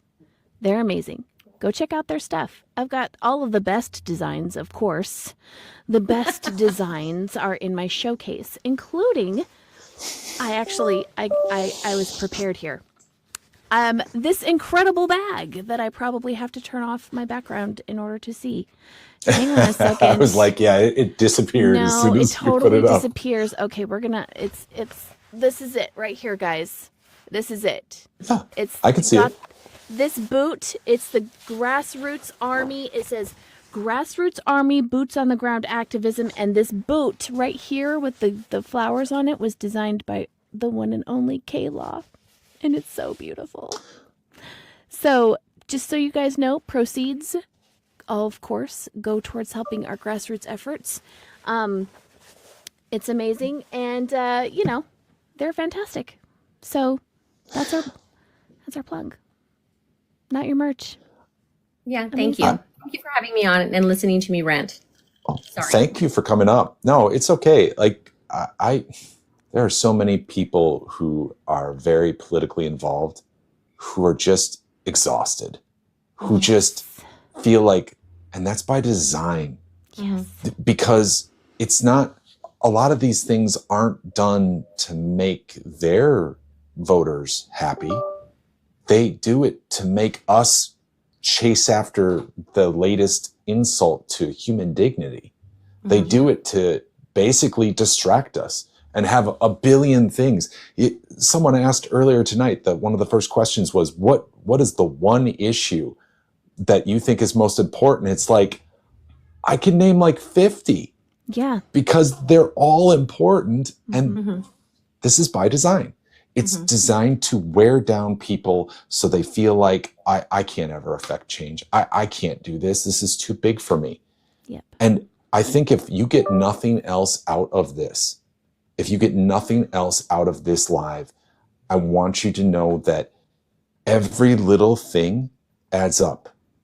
And you can affect that change. And if you need to know how, people like me, people like Jess, people all across this nation can show you how, and we will be happy to. I've been training door-to-door people for almost 25 years. I've been going door to door for almost 25 years. We can teach you the ways to make this change happen. All you got to do is say, I want to do it. I want to help. And it doesn't have to consume your life like it is mine. It doesn't have to, be the only thing that you're about or the only thing you do. Yeah. But I want you all to think right now, think 10, 20 years from now, when you look back right now and you have to think, wow, we were afraid back then. Mm-hmm. We were afraid for what was going to happen on a daily basis. Think about what you did right now. You're going to be thinking, what could I have done better? Right. What could I have done better? That's what you're going to be Every thinking. night I think about that. Every single night I look over at my wife and say, did I do enough today? Yeah. I sometimes I don't say it because I fall asleep, but I think about feel that it. every night. Did I do the best I could today? Mm-hmm. Because we need to. Now is the time. We absolutely need to. And we're going to need all your help, We're going to need because you're not every going to get a single candidate like me in without that help. The village has to stick together. And I have more information. We have a little something up our sleeve for tonight, you guys. You guys are in for kind of a treat here. Okay.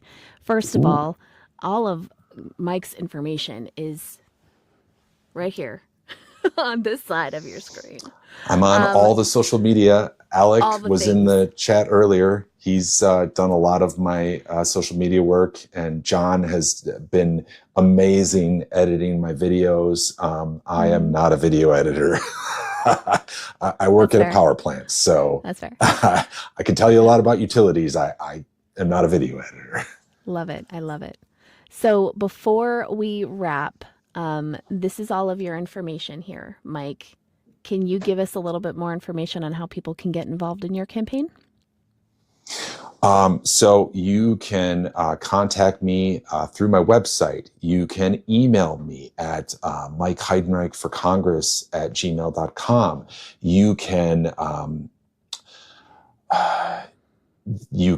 definitely donate. I definitely appreciate that. But we are constantly putting out information of how you can get involved, and contact us directly. We would love to hear from you. If you contact my website, I get that directly, and I respond generally within a day or two to just say, hey, this is what we're doing. Let me get you involved, because I want you to, heck, you can even contact me on TikTok. I've talked to quite a few people off of TikTok. That's mostly where I'm talking to people from outside the state who wanted more information. I got passed along someone from Arizona who was considering running for office, and someone was like, hey, I should send you to this guy. I know him through someone, and he might have more information. We talked on the phone for like an hour as I was on my way to somewhere. Mm-hmm. But you can contact me anywhere you want. My website, TikTok, social media of any kind. I want to hear from you. Yeah. And I would love to get you involved in any way you can be. Don't hesitate if you don't have enough time to, dive right in. That's okay. I have tons of people in my network who are able to do one thing once in a while. That's more than I had before. And we need your help. Thank you, Scotty. Everyone needs your help. Thank you so much for hanging out with us tonight, Scotty. Appreciate you. We're almost done for the evening. I really, really appreciate you, Mike. And you guys know how we feel about big money in politics. It's gross. Spoiler alert. We want candidates who serve the people, not special interests, but campaigns don't run on good vibes alone, man. So whether it's your wallet or your time or just hitting that follow button, sharing content, every little bit helps.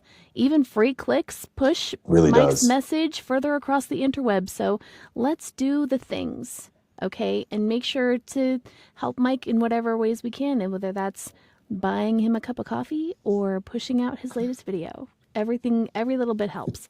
Talk to your friends. Talk to your Yes. friends, even if you can't personally do a lot. Talk to your friends and say, hey, here's a candidate you could support. Because I've told people across the nation, hey, I'm going to be fighting for these things. You support me, you're supporting those things.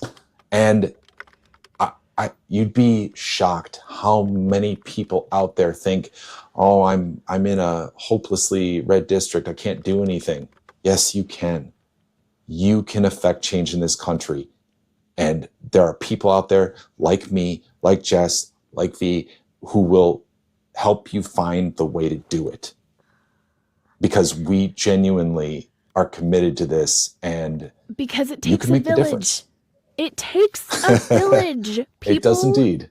So here's the thing that we're going to drop right now for you guys tonight. This is so exciting, and I'm so excited to share it with you. Can you tell I'm beaming? Okay, so the thing is that we have been working tirelessly on our Discord. Yes, It Takes a Oh, Village nice. has built a Discord, and it is open. Nice. So if you want to join our Discord, please, you have to follow It Takes a Village. Go follow It Takes a Village right now and send us a message over there, and we will get you the link to our Discord. Our Discord is packed full of all kinds of amazing information. Not only is Mike on the Discord right now with a deep dive into his campaign, all of his links, all of his social media presences, all of his nonprofit work, all of the information for Mike. There's a fully fleshed out calendar on there too, with all of the shows that we have coming up all the way through February. Not only that, there are recipes in there for soup kits. There is a candidate resources section if you need to know how to run for office, and it has all kinds of links in there, all kinds of information. If you are somebody who doesn't know how to get involved and you want to help because you are tired of this shit, there's a whole section in there called the Spark Plug where you can go. It's not the Spark Plug anymore, is it? It's the charging station where you can go in and recharge and fill up your little rebel heart. Learn about what programs are available to get involved in, depending on what aspect of the resistance you want to tackle, whether it's LGBTQ rights, education, healthcare. There's a million different Union things rights. in there. It is, yes, union stuff. Oh, there's tons and tons of really good stuff in there. And everything, like all the candidates are broken down by state. So if you live in Wisconsin, you can click on the Wisconsin tab and it will drop down with all the candidates that we've had on our show that we're giving our platform to. You're the only one, by the way, Mike, for Wisconsin at this point so far. But we're like 3 months in, so give us some time. There will be more. There will be more. But for like Texas, there's like 12 people in there right now. You can learn everything that there is to know about all of these candidates, where you can get involved, all the things. It is such a labor of love that we've put together. And the whole goal of it is so that you guys have a one-stop shop, a one-stop area where you can find amazing activists like V. You can find merch that you can help use to support the cause. You can find recipes to help feed people. You can find activist stuff. You can get inspired to do more. You can do anything in there.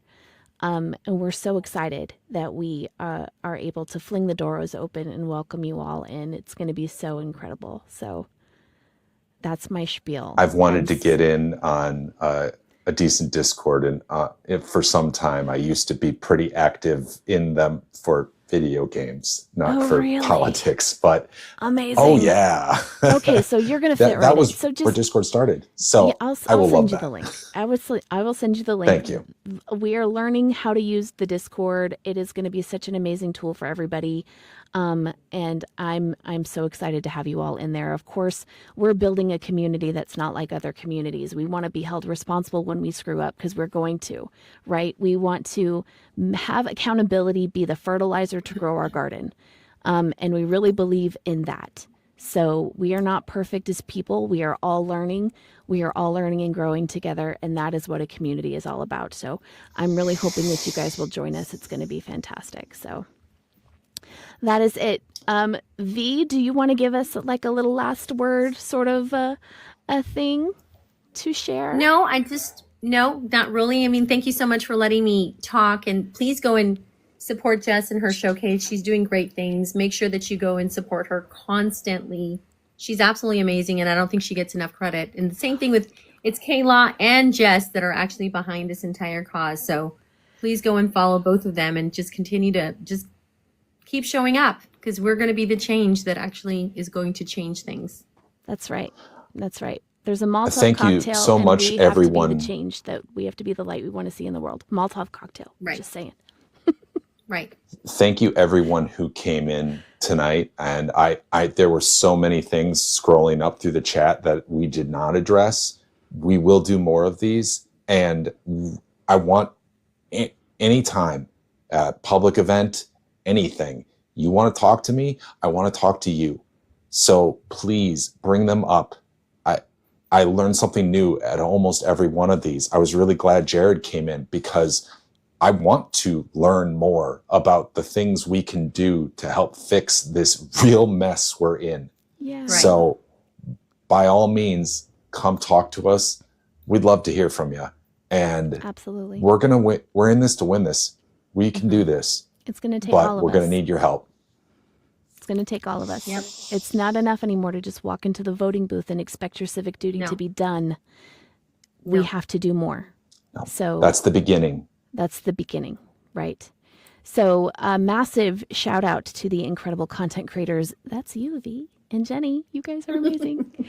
Showing up here to support us today. Our mods, you are all incredible. And to, of course, to our incomparable executive producer and design genie, the Kayla. Please drop them some love in the comments. They absolutely deserve it. And remember, this show isn't just about me and Kayla. It's about all of us pulling together to make change happen. Everything I just said for Mike about sharing and boosting and all the things, that goes for us too. We're still a baby endeavor, and we really, really want to impact change for as many grassroots people as we can, because that is the way forward. It really does take a village, and that means every single one of you. So thank you all so much for being here. Also, please check your voter registration at vote.gov and keep an eye on the election schedules in your area. Don't just vote, go follow your vote through the process. With these new machines in play, they're doing some hanky stuff, and we just want to make sure everybody's voice is counted in the way that it was intended. So we're going to have to participate a little bit more. On a little programming note, join us on Monday, December 8th at 6:30 Eastern, when we sit down with the incomparable Conrad Cable. That's right, the man who's going to unseat Mike Johnson, and it's going to be such a beautiful sight to see. We're going to talk about his campaign to flip tables in his state, the incredible superpower of farming and agriculture, and his drive to bring progressive politics from his district all the way to the U.S. Capitol. Be sure to follow us on Substack, Apple Podcasts, the Gram, and the Tube of You. And if I could make a quick plea, we'd absolutely love it if you just, sort of slide right on over there and leave us a little review. Do the same for Fabulous Finds and Not Your Merch, please. If you buy stuff from them or you buy stuff from my showcase, go in there and leave a review. It really does help. I know it's kind of tedious, but please take a few moments just to give us a little boost. It would be so amazing. It helps get more eyes on all of our content and more ears on these incredible voices. So, Mike, thank you so much. You have the booking link, sir. A genuine pleasure. And you... It was a genuine pleasure. Yes, please come back. We would love to have you. You and Jenny are two of my very favorite people. I hope you guys know that. I will tell you that all the time. You guys are amazing. I'm so glad that you're in this fight with us. I can't imagine, man, what would it be like if you guys were MAGA? We would be screwed. Screwed. It would be terrible. It would That be could awful. never happen. Nope. Nope. We're not going to entertain that thought any longer. I'm going to go make myself a margarita, folks. I hope you take care of each other.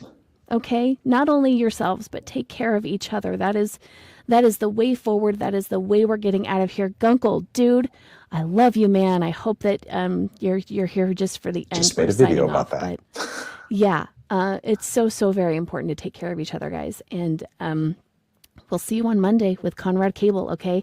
You can catch the VOD very soon, and we're signing off. Toodles, toodaloos. Have a good one.